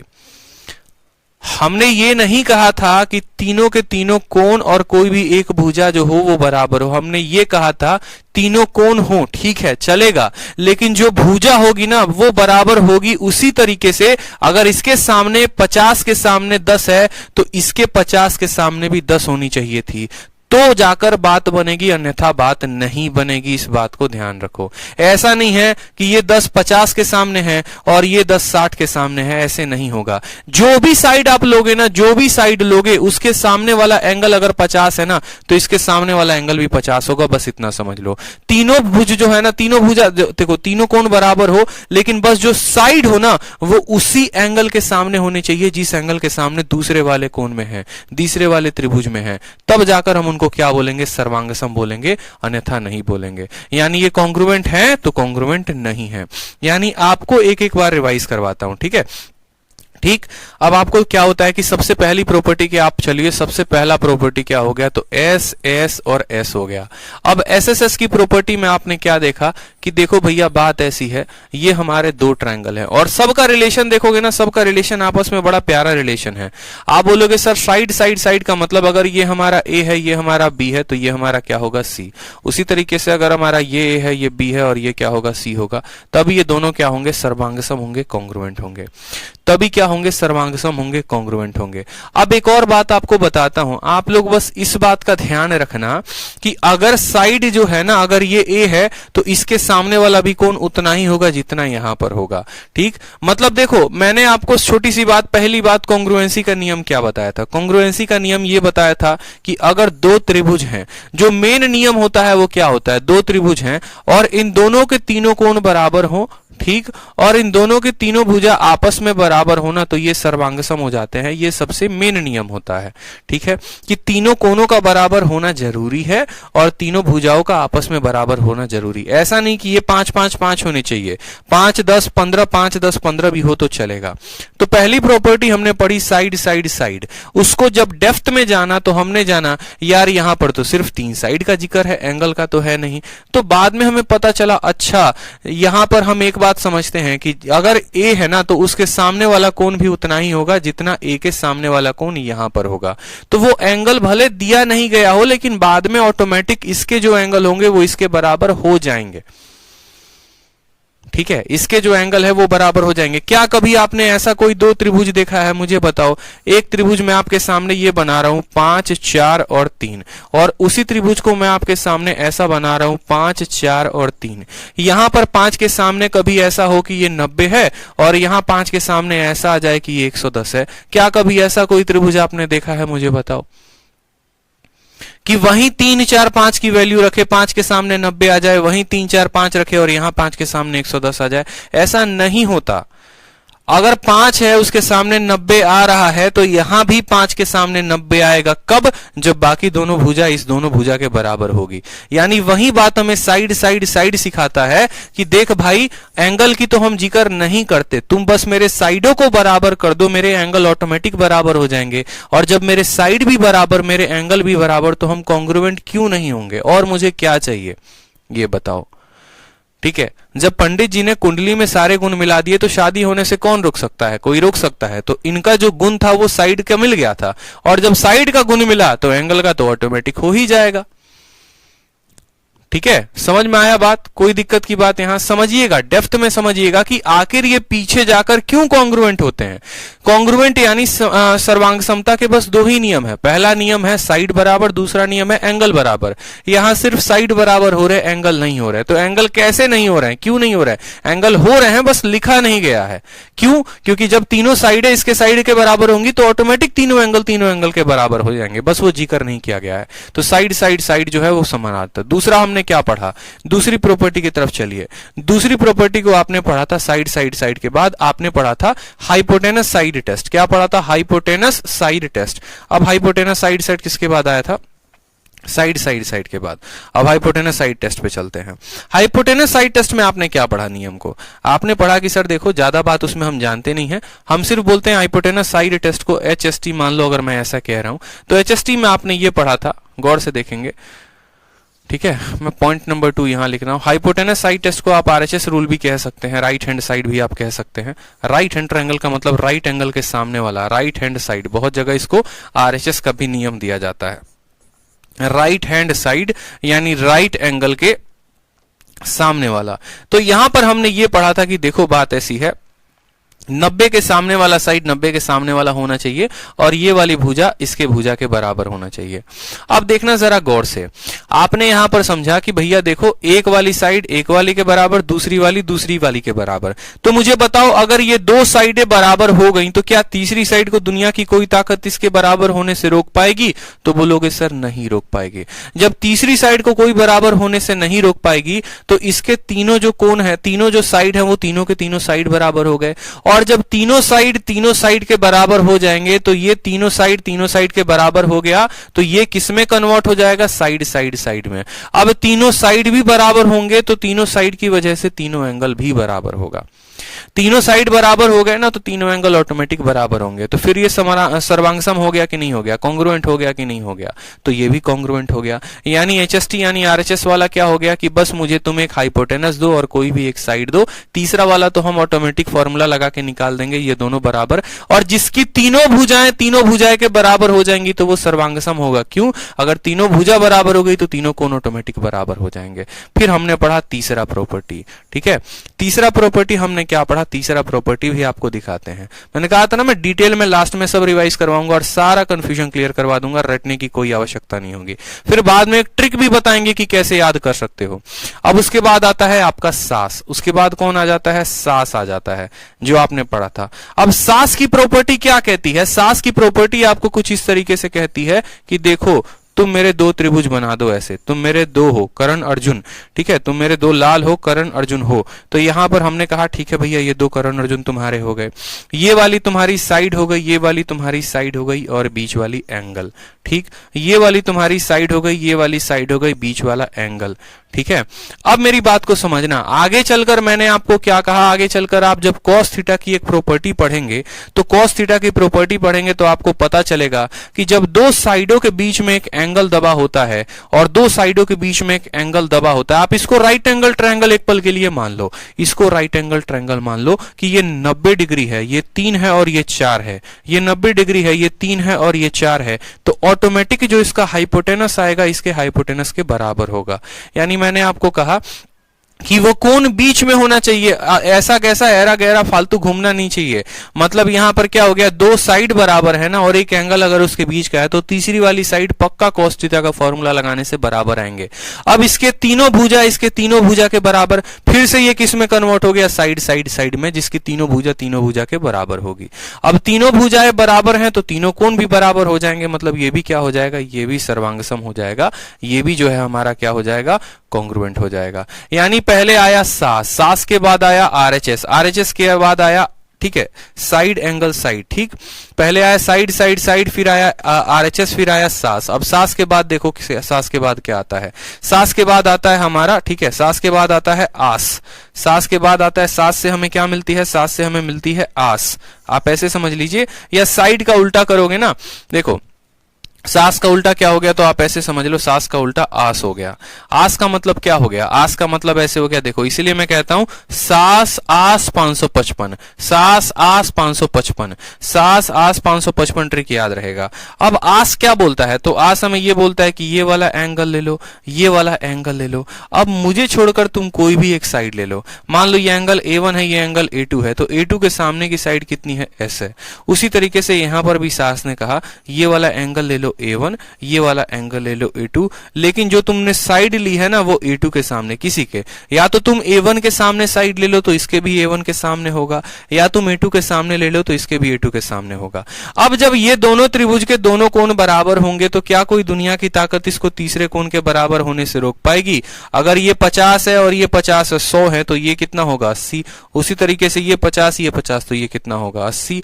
यानी दोनों जो है वो क्या हो जाएंगे? दोनों त्रिभुज के तीनों कोण कोण बराबर, इसका तीनों कोण इसके तीनों कोण के बराबर, और फिर कोई भी एक भुजा जो है जिस कोण के सामने थी उस वाले कोण के सामने बराबर हो गई। ठीक है, अगर A2 के सामने S है तो A2 के सामने S है, तो इसके सामने भी वही मान आएगा जो इसके सामने आएगा, इसके सामने भी वही मान आएगा जो हमारा इसके सामने आएगा। इस बात को ध्यान रखो, इसके सामने अगर S है तो इसके सामने S आएगा। बाद में cos थीटा की प्रॉपर्टी लगाओगे तो ये दोनों जो है साइड बराबर, ये दोनों साइड बराबर, यानी इस ट्रायंगल में तीनों कोण आपस में बराबर हो गए, तीनों भुजा आपस में बराबर हो गए, और तीनों कोण तीनों भुजा बराबर हो गए, तो हम क्या बोल पाएंगे, हम बोल पाएंगे कि आस वाली प्रॉपर्टी से भी ये सर्वांग सम होते हैं। और जो लास्ट प्रॉपर्टी होती है वो क्या होती है वो देखेंगे, 3, 4 और 5वीं जो प्रॉपर्टी हो गई। ठीक है, जैसा कि आपने पढ़ा था सास, तो एक सास का अपोजिशन में भी कोई खड़ा है, S का उल्टा A होता है, A का उल्टा S होता है, S का उल्टा A होता है, यानी हमने पढ़ना है एंगल साइड एंगल। क्या पढ़ना है, एंगल साइड एंगल पढ़ना है। एंगल साइड एंगल में हमने क्या देखा, देखो भैया बात ऐसी है, सेम कहानी है, एंगल एंगल साइड बोल लो, देखो या तो एंगल एंगल साइड बोल लो या एंगल साइड एंगल बोल लो, बात ये दोनों एक ही हैं, दोनों बात एक हैं, दोनों में कोई फर्क नहीं है, दोनों बात एक ही हैं। इसीलिए इसको अलग अलग जगह पर कहीं किसी किताबों में लिख दिया जाता है, तो मैंने भी यहां पर लिखा तो है, लेकिन मैं आपको बता रहा हूं कि चाहे आप इसको एंगल एंगल साइड बोल लो या एंगल साइड एंगल बोल लो, बात एक ही है, कोई दिक्कत की बात नहीं है। इसीलिए 4 और 5 जो है वो अलग नहीं है, वो बात एक ही है। ठीक है, तो इनको अलग से पढ़ने की कोई आवश्यकता नहीं है, क्योंकि एंगल साइड एंगल ये कहता है कि एंगल लीजिए, साइड लीजिए, एंगल लीजिए। ठीक है, अब सोचो कि यहां पर दो कोण जब बराबर हैं तो तीसरा वाला तो ऑटोमेटिक बराबर आ ही जाएगा, दो कोण बराबर हैं तो तीसरा वाला तो ऑटोमेटिक बाहर आ ही जाएगा, यानी angle side angle, angle side angle लग जाएगा। तो बोलोगे हाँ गुरुजी लग जाएगा। ठीक है, तो लास्ट में आपने कंक्लूड किया, और वो क्या कंक्लूड किया कि यही वो 4 नियम होते हैं जिसके कारण आप किसी भी कॉन्ग्रुएंसी को प्रूव कर सकते हैं। पहला हो गया साइड साइड साइड, दूसरा हो गया, तो आपको बस याद रखना है आस सास 555, आस सास 555। ठीक है, आस हो गया, सास हो गया, 555, आस सास 555, और उसके अलावा एक आरएचएस का नियम होता है, वो आरएचएस का नियम। आरएचएस का नियम नहीं भी याद रखोगे तो इतना तो बुद्धि जरूर काम करेगा कि एक वाला साइड एक वाले के बराबर, दूसरा वाला दूसरे के बराबर, तो तीसरा वाला ऑटोमेटिक तीसरे के बराबर हो जाएगा, तो ये भी 555 बन जाएगा। ये किस में कन्वर्ट हो जाएगा, तो 555 में। इसीलिए ऐसा कहा जाता है कि सिर्फ 3 बातों को ध्यान रखिए, आस सास 555, आस सास 555, ये वाला इसमें घुल मिल जाएगा अगर थोड़ा सा बुद्धि लगाओगे तो, और एंगल साइड एंगल जो है वो इसमें कन्वर्ट हो जाएगा अगर थोड़ा सा बुद्धि लगाओगे तो लिखने के लिए 5 बातें हो गई, लेकिन समझने के लिए सिर्फ 3 बात, आस सास 555, आस सास 555। याद रहेगा, बताओ जल्दी से, याद रहेगा या नहीं रहेगा बताओ, आस सास 555 क्लियर है, बता दो। याद हो गए ना सारे, आस सास 555, आस सास 555 क्लियर। और जब कॉन्ग्रुएंट होंगे तो सिमिलर भी होंगे, अगर यहां पर सर्वांगसम होंगे तो समरूप भी होंगे। ठीक, अब बात करते हैं आगे वाले प्रॉपर्टी की। एक और छोटू मोटू प्रॉपर्टी कहीं कहीं पर दिया जाता है कि 2 एंगल बराबर, लो भैया एक 2 त्रिभुज हैं और दोनों त्रिभुज का एक ये वाला कोण B है तो यहां पर ये होगा, और ये डॉट है तो ये डॉट होगा, अगर ये दोनों कोण बराबर होंगे। जैसे मानो यहां पर मैंने कहा कि ये 70 है और ये 50 है, तो मैंने कहा ये भी 70 होगा, ये भी 50 होगा। अब उस केस में क्या होगा, उस केस में क्या होगा, तो बोलोगे ये 70 है 50 है, तो 7 5 12, तो तीसरा वाला कितना आएगा, 60 आएगा। अब यहां 70 है 50 है, तो तीसरा वाला क्या आएगा, 60 आएगा। मतलब कहीं पर सिर्फ आपके 2 जो हैं वो क्या दिए जाएं, 2 एंगल दिए जाएं। अब भैया 2 एंगल दिया जाए, अब 2 एंगल दिया जाए तो बोलोगे तो क्या, 2 एंगल दिया जाए तो तीसरा वाला तो ऑटोमेटिक हो जाएगा, तीसरा वाला ऑटोमेटिक बराबर हो जाएगा। यानी डबल ए टेस्ट को भी आप एंगल एंगल एंगल का भी टेस्ट कह सकते हैं। इस बात को ध्यान रखिए, क्योंकि अगर 2 कोनों को बराबर कर दिया तो तुमने इसके लिए छोड़ा ही क्या, तीसरा वाला तो ऑटोमेटिक बराबर हो गया। मेरी बात को समझे, क्या छोड़ा तुमने इसके लिए, कुछ भी तो नहीं छोड़ा। 2 कोनों को बराबर कर दिया तो तीसरे वाले को मजबूरी में बराबर होना ही पड़ेगा। शादी होने के बाद बोलती है ना सास अपने बहू से, बहू तुमने मेरे लिए छोड़ा ही क्या है। ठीक है, कुछ भी तो नहीं छोड़ा, जब मेरे बेटे को ही तुम अपने साथ लेके चली गई तो मेरा तो दुनिया ही तुम्हारे साथ चला गया। तो जब ये 2 कोण बराबर हो जाएंगे तो तीसरे को भी उस बहाव में जाना ही पड़ेगा। ऐसे समझ लीजिए कि घर में अगर दोनों लोगों ने वोटिंग कर दी तो तीसरे की वोटिंग हाँ में हो या ना में हो कोई फर्क नहीं पड़ता, भैया जो है उसको क्या बोलते हैं, ठीक है, बहुमत तो आ ही गया है। अगर बहुमत आ गया है तो तीसरे वाले को तो ऑटोमेटिक बराबर होना पड़ेगा, ना उसके हाँ की कोई वैल्यू है ना उसके ना की कोई वैल्यू है। लेकिन जो कि मैंने आपको एक पॉइंट बताई थी और मैंने कहा भी था कि कॉपी में नोट कर लो, कॉन्ग्रुएंसी दुनिया में तभी लगता है जब कोई भी एक साइड बराबर हो। यहां सिर्फ एंगल की जिक्र है, चाहे डबल ए टेस्ट बोल लो या ट्रिपल ए टेस्ट बोल लो, एस वर्ड दिख ही नहीं रहा है। एस वर्ड का मतलब साइड दिख ही नहीं रहा है। साइड नहीं दिख रहा तो यहां पर कॉन्ग्रुएंसी नहीं आएगा। बोलेगा हमको तुम न्योता में नहीं बुलाए हो, एस नाम का जिक्र नहीं किए हो, तो हम तुम्हारे यहां कभी दरवाजे पे आएंगे ही नहीं, तुमसे मेरा कोई वास्ता नहीं है, हमको भूल जाना। तो अब यहां पर मजबूरन इसको कॉन्ग्रुएंसी को भूलना पड़ा, सर्वांग समता को भूलना पड़ा और दूसरे वाले भाई को यानी सिमिलैरिटी को बुलाना पड़ा और बोला कि देख भाई, बात ऐसी है कि मेरे पास बस 3 कोण हैं, साइड का मेरे पास कोई जिक्र नहीं है। एक बंदा आया 2 ट्रायंगल बना के चला गया, बोला देखो ये तीनों कोण हैं, ठीक है, साइड के बारे में उसने कहा नहीं। तो देखो कॉन्ग्रुएंसी तो मेरे पार्टी में आ नहीं रहा है, क्या सिमिलैरिटी तुम आओगे? तो सिमिलैरिटी बोला देखो कॉन्ग्रुएंसी इसी वजह से नहीं आ रहा क्योंकि उसके अपने नियम है, उसके अपने कानून है, वो अपने प्रिंसिपल्स को फॉलो करता है। वो ये कहता है कि अगर मुझे पार्टी में बुलाना है तो मेरे साइड के बारे में जिक्र करना होगा, ठीक है, मेरे साइड के बारे में तुमने जिक्र नहीं किया है तो मैं नहीं आऊंगा। लेकिन सिमिलैरिटी क्या बोलता है? सिमिलैरिटी बड़ा फ्लेक्सिबल आदमी है, वो बोलता है देखो हम उतना कठोर नियम लेके नहीं चलते हैं, बस तुम मेरे तीनों कोनों को बराबर कर दिए ना और वो रेशियो में आ जाएंगे ना तो कोई फर्क नहीं पड़ता, चाहे तुम हमको ये 2 छोटा छोटा ट्रायंगल बना दो या दोनों समान ट्रायंगल बना दो। मतलब ये 30 देखो 60 60 60 ये भी इक्विलेटरल है, ये भी इक्विलेटरल है, ये भी इक्विलेटरल है, बस ये छोटा साइज है, ये मीडियम साइज है और ये बड़ा साइज है, तो कोई फर्क नहीं पड़ता सिमिलैरिटी को। सिमिलैरिटी बोलता अपन फ्लेक्सिबल आदमी है, हर साइज में चल जाते हैं, बस मेरे कोनों को तुम बराबर करना। अगर मेरे कोन भी तुम बराबर नहीं करोगे तो तुम्हारे पार्टी में कौन आएगा? कोई नहीं आएगा। तो इसीलिए मैंने कहा कि अगर 2 एंगल बराबर हो गए तो तीसरे हो ही जाएंगे और तीसरा हो गया तो सिमिलर हो जाएगा। कब? जब 2 एंगल सेम होंगे। समझ में आया? मतलब अगर 2 एंगल या सिर्फ एंगल के जिक्र की जाए, कॉन्ग्रुएंसी वहां नहीं आता है तो सिमिलैरिटी आता है। यानी हमने जो केस पढ़ा है, हमने केस क्या क्या पढ़ा देखो, हमने जो पढ़ा सास, ठीक है, आस, देखो सास आस 555 ये लग गया हमारा किस में? तो ये लग गया हमारा कॉन्ग्रुएंसी में। यानी अगर हम 2 चीजों की बात करें, यहां पर दोबारा से समझिएगा, तो कॉन्ग्रुएंसी से हमेशा एक ज्यादा प्रॉपर्टी होती है किसके पास? सिमिलैरिटी के पास। सर्वांग समता और यहां पर क्या होगा देखो, ठीक है, जैसे यहां पर समझेंगे मेरी बात को। मैंने आपको कहा कि देखो यहां पर आस आएगा तो यहां पर भी आस आएगा, ठीक है, यानी 2 त्रिभुजों को अगर सर्वांगसम होना पड़ेगा तो आस मानना पड़ेगा, इसको भी आस मानना पड़ेगा। आस के बाद यहां पर सास से ये सिद्ध होगा, तो अगर ये सास से सिद्ध होगा तो ये भी सास से सिद्ध होगा, ये बात तय है। फिर मैंने कहा आस सास और क्या कहा? 555, आस सास 555, तो ये भी 555 से सिद्ध होगा, ये साथ साथ चलेंगे। लेकिन एक जगह पर इनका डोर टूट जाता है, जब बात आती है एंगल और एंगल की या बात आती है 3 एंगल की। तो ये बोलता है देखो मेरे जितने भी नियम तुमने लगाए हैं हर जगह पर साइड है, साइड है, साइड है, इसमें तो साइड का जिक्र ही नहीं है। अगर यहां पर नो साइड है तो भैया मैं जो है इस नियम को नहीं मानूंगा। लेकिन ये बोलता है मुझे कोई फर्क नहीं पड़ता, मेरे अगर तीनों कोनों को तुमने बराबर कर दिया या किसी भी 2 कोन को बराबर कर देते हो, अपन तो जाएगा भैया और पार्टी एंजॉय करके आएगा, तीनों कोनों को करके आएगा। इसीलिए इससे एक ज्यादा प्रॉपर्टी होती है, इससे एक ज्यादा प्रॉपर्टी होती है, समझे मेरे बात को? और वो ज्यादा वाली एक एक्स्ट्रा प्रॉपर्टी कौन होती है? तो डबल ए टेस्ट उसको बोलते हैं, वो डबल ए टेस्ट है,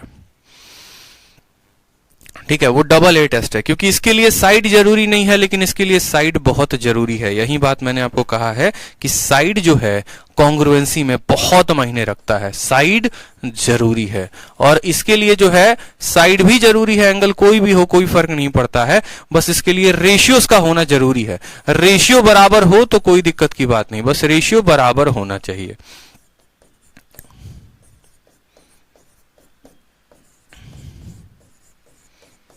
और बोलो, किसी को और कोई कंफ्यूजन है तो बताओ। साफ तौर पर लिखा है कॉन्ग्रुएंसी में साइड जरूरी है, बहुत जरूरी है, अत्यंत जरूरी है। बिना साइड के कॉन्ग्रुएंसी सिद्ध ही नहीं की जा सकती, इस बात का ध्यान रखिए। चाहे एक ही साइड चाहिए हमें, लेकिन चाहिए, ठीक। जैसे यहां पर एक ही साइड चाहिए हमें, साइड कितना? एक। यहां पर साइड कितनी बार? 2 बार, और यहां पर साइड 3 बार। इस बात को ध्यान रखो, ठीक है, आप इसको ऐसे भी याद कर सकते हो, जब एक बार साइड लिखोगे तो बाकी दोनों एंगल होंगे, जब दो बार साइड लिखोगे तो एक जो बच जाएगा वो एंगल होगा, और जब तीनों बार साइड लिखोगे तो एंगल शब्द आएगा ही नहीं आएगा। आप ऐसे भी याद कर सकते हो। आस सास 555 याद नहीं होता तो ऐसे याद रखो, एक साइड तो बाकी दोनों एंगल, ठीक है, बाकी इस तरीके से भी, बट वो आपको अरेंजमेंट ध्यान रखना, इसीलिए मैंने कहा आस सास 555। अब उसके बाद मैंने कहा कि कुछ शॉर्ट ट्रिक्स भी होते हैं जिससे आप पता लगा सकते हैं। चलो ठीक है, हमने ये जाना कि कोई भी दो त्रिभुज सर्वांगसम कब होते हैं, हमने ये जाना कि कोई भी त्रिभुज जो है वो समरूप कब होते हैं, लेकिन कहां लगाएंगे भैया समरूप? ये तो पता चल गया, ठीक है, कि कॉन्ग्रुएंसी के ये नियम होते हैं, ये तो पता चल गया कि सिमिलैरिटी के ये नियम होते हैं, लेकिन उनको हम इंप्लाई करेंगे तो कहां पर करेंगे, अप्लाई करेंगे तो कहां पर करेंगे? तो हम जो है स्पॉट करेंगे कि कहां पर सिमिलैरिटी और कॉन्ग्रुएंसी को लगाते हैं। कैसे स्पॉट करेंगे? सवाल को देखते कैसे पता लग जाएगा इसमें सिमिलैरिटी लगेगा कॉन्ग्रुएंसी लगेगा, वो हम अभी चेक करेंगे, ठीक है, वो हम अभी चेक करेंगे। तो यहां पर उसके लिए हमें सबसे पहला नियम क्या है कि हमें जो क्वेश्चन दिया गया होगा, जो भी सवाल दिए गए होंगे, उसको हमें बड़े ध्यान से पढ़ना होगा। इंग्लिश का एक ईडियम है जहां कहा जाता है रीड बिटवीन द लाइंस, मतलब जो भी पैराग्राफ आपको दिया गया है उसको बड़े अच्छे तरीके से पढ़िए और उसके गहन अर्थ को समझिए कि वहां पर क्या कहा गया है, ठीक है। तो पहली बात मैं आपको बताऊंगा, you have to read between the lines carefully, जो भी लाइन दिए गए होंगे केयरफुली। जैसे मानो यहां पर मैंने कहा, आगे भी चलकर स्पॉट्स बताऊंगा, अभी वेट करो, यहां पर एक दो स्लाइड के बाद आपको पता चल जाएगा कि कैसे कहां पर सिमिलैरिटी लगाना है, वो चेकआउट मैं आपको दूंगा, ठीक है। तो एक काम करो, यहां पर आप अपने शीट को देखो, आप अपने शीट को देखो, और शीट में मैंने एक एक बात बड़े अच्छे तरीके से बता रखी है। रीड बिटवीन द लाइन का मतलब क्या है, ठीक है, मैंने वो स्लाइड में नहीं डाला है, वो मैंने आपको शीट में डाल दिया है, ठीक है। एक मिनट शीट में डाल दिया है कि अभी जो आपको शीट दी गई है उसमें देखिए एक एक हैक मैंने दिया है कि कैसे जो है आप सवालों को पढ़ पाएंगे। सिमिलैरिटी एंड कॉन्ग्रुएंसी की आपकी शीट है ना, और ये शीट में आप देखो रीड बिटवीन द लाइंस का मतलब क्या है, यहां पर अच्छे तरीके से शीट में बता रखा है, क्योंकि हर बात स्लाइड में क्या लिखूं, कितना लिखूं बताओ, ठीक है। तो यहां पर बड़े अच्छे तरीके से मैंने लिखा हुआ है, पढ़िए सवाल में क्या लिखा गया है। सवाल में आपको मैंने बोला है, पढ़िए, आपको मैंने यहां पर अच्छे तरीके से लिखा हुआ है कि स्पॉटिंग सिमिलैरिटी एंड कॉन्ग्रुएंसी की, इसको स्पॉट कैसे करते हैं। तो शीट में सबसे पहले बोला है, being able to spot similarity and congruency is of a paramount importance to the visualization of problem in geometry। अगर आप उसको सॉल्व कर पाते हैं, अगर आप स्पॉट कर पाते हैं कि कहां पर है, तो ये सबसे मुख्य बात है। ज्यामिति में सबसे इंपॉर्टेंट यही बन जाता है कि स्पॉट करना कि कहां सिमिलैरिटी लगाएंगे और कहां सर्वांग समता लगाएंगे। In my experience similarity stands next only to right angle triangle in its usefulness as a concept and the key to recognising similarity in spotting equal angles. Let me demonstrate through the typical cases. Hindi में भी पूरा का पूरा ये बात कहा गया है, जो बच्चे इंग्लिश नहीं समझ सकते हैं वो हिंदी में भी यहां पर पढ़ेंगे। हिंदी में भी बड़े अच्छे तरीके से एक एक बात बोली गई है कि ज्यामिति के प्रश्नों में, ज्यामिति में प्रश्नों के प्रत्योक्षकरण के लिए समरूपता के प्रयोग की पहचान में सक्षम होना सबसे महत्वपूर्ण है। यानी आपको पहचान का होना, पहचान में अगर आप सक्षम हैं, आप बहुत काबिल है, तो बहुत जरूरी है। मेरे अनुभव के आधार पर अवधारणा के रूप में समरूपता की उपयोगिता समकोण त्रिभुज की उपयोगिता के जितनी है, जितना मतलब आपको सिमिलैरिटी अधिकतर देख लेना, पूरा का पूरा ज्यामिति जब आप पढ़ोगे तो मोस्ट ऑफ द केसेस में सिमिलैरिटी राइट एंगल ट्रायंगल में लगता है। जहां राइट एंगल ट्रायंगल होगा सिमिलैरिटी जरूर लगेगा, वहां पे इस बात को ध्यान रखो। पहला स्पॉट आपने देखा। दूसरा आपने पढ़ा कि समरूपता की पहचान के लिए सबसे महत्वपूर्ण समान कोणों का पहचान करना जरूरी है कि भैया कहां पर समान कोण है। यानी मैंने क्या कहा था, सिमिलैरिटी एक ऐसा बंदा है कि उसके दो एंगल को बराबर कर दो तो भागा भागा पार्टी में वो चलाएगा। दो एंगल बराबर हो गए तो तीसरा ऑटोमेटिक हो जाएगा, और तीसरा ऑटोमेटिक हो जाएगा तो वो बोलेगा कि हम तो सिमिलर है ही हैं। मतलब जब भी आप सिमिलैरिटी को स्पॉट करेंगे तो आप कोई भी द्वितीय त्रिभुज के दो एंगल को कम से कम देखेंगे कि क्या इसके दोनों एंगल बराबर हैं। अगर दो एंगल बराबर हो जाते हैं तो सिमिलैरिटी का पप्पा भी वहां लगेगा, इस बात को ध्यान रखना। ठीक, नेक्स्ट लाइन आपने पढ़ा, ये पहला स्पॉट था, पहला हैक था कि राइट एंगल ट्रायंगल में सिमिलैरिटी लगता है। दूसरा स्पॉट क्या था, दूसरा स्पॉट राइट एंगल ट्रायंगल में भी कब लगता है, जब दो एंगल। दूसरा स्पॉट ये था कि कोई भी दो एंगल मेरे बराबर हों, कोई भी दो एंगल मेरे क्या हो, बराबर हों। अब तीसरा स्पॉट देखिए, तीसरा स्पॉट स्पॉट क्या हो गया? तीसरा स्पॉट हो गया पैरेलल लाइंस। पैरेलल लाइंस के बारे में पढ़ते हैं। The moment one sees two parallel line, जब आप दो समानांतर रेखा, हिंदी में भी पढ़ते रहो, क्या बोला गया है कि जैसे ही समानांतर रेखा दिखे, दो समानांतर रेखा दिखे, हमें तुरंत समरूप त्रिभुजों की संभावना की तलाश करना प्रारंभ कर देना चाहिए। मैंने ये नहीं कहा है कि दो पैरेलल लाइन दिखेंगे तो उसको सिमिलर बोल दो, नहीं। जहां पर भी दिखे, जैसे मानो क्या होता है ना, बहुत सारे फिगर दिए होते हैं, लेकिन उस फिगर में जहां पर दो पैरेलल लाइन होंगे वहां पर सिमिलैरिटी लगेगी, बाकी जगह लगे ना लगे वो अलग बात है, लेकिन पैरेलल लाइन है तो वहां पर जरूर चेक करिए। The moment one sees two parallel line, one should immediately look out for the possibility of similar triangle. This is because parallel line and transversal center, ठीक है, यहां पर इक्वल एंगल करो। कहने का मतलब है कि पैरेलल लाइन में और ट्रांसवर्सल सेंटर्स के पास, पैरेलल लाइन जब एक दूसरे को काटते हैं तो वहां सिमिलैरिटी की 100% संभावना बनती ही बनती है। फिर तीसरा केस आपने देखा, in both the situation along side, यहां पर ठीक है, शीट में देखो आप, आपको शीट में हर वो बात मैंने कह रखी है। जैसे यहां पर मैंने कहा है कि ये दो पैरेलल लाइन हो गए, और दो पैरेलल लाइन में क्या हो गया कि एक ट्रांसवर्सल, मान लो एसी नाम का ट्रांसवर्सल हो गया, ठीक है, दो पैरेलल लाइन हो गए ए बी और सी डी, और एक ट्रांसवर्सल एसी नाम का हो गया। ये बड़ा दुखी कर रहा है यार, ठीक है, एक एसी नाम का ट्रांसवर्सल हो गया। अब जैसे एसी नाम का ट्रांसवर्सल हमारा यहां पर इक्वल हुआ, त्रियक रेखा इक्वल हुई, फिर ये वाला कोण इसके बराबर हो जाएगा। एक और ट्रांसवर्सल खींच दिए, दूसरा वाला कोण दूसरे के बराबर, वो छोड़ो, आप सिर्फ एक रेखा खींचो, दूसरे वाले को ज्वाइन करो, ये वाला इसके बराबर, ये वाला इसके बराबर, ये वाला इसके बराबर, दोनों कोण बराबर, सिमिलैरिटी वहां भाग के जाएगा कि दो कोण बराबर हो गए तो हम वहां क्यों ना जाएं। उसी तरीके से यहां पर देखो कि ये भी दोनों रेखाएं क्या है, सिमिलर है, समान रूप है। मैंने कहा है कि यहां से लाइन खींचो जो कि ट्रांसवर्सल है, और एक और लाइन खींचो जो कि ट्रांसवर्सल है, तो अब ये वाला कोण इस वाले कोण के बराबर, किसके करस्पॉन्डिंग से। उसी तरीके से ये वाला कोण इसके बराबर, करस्पॉन्डिंग से। अब करस्पॉन्डिंग से जब दो कोने देखो, त्रिभुज ए ओ बी में और त्रिभुज सी ओ डी में, दो त्रिभुज हो गए, छोटा वाला हो गया, बड़ा वाला। अब दोनों त्रिभुज में देखोगे तो ये वाला इसके बराबर, ये वाला इसके बराबर, तीसरे वाले को तो उसका पप्पा भी इक्वल करेगा।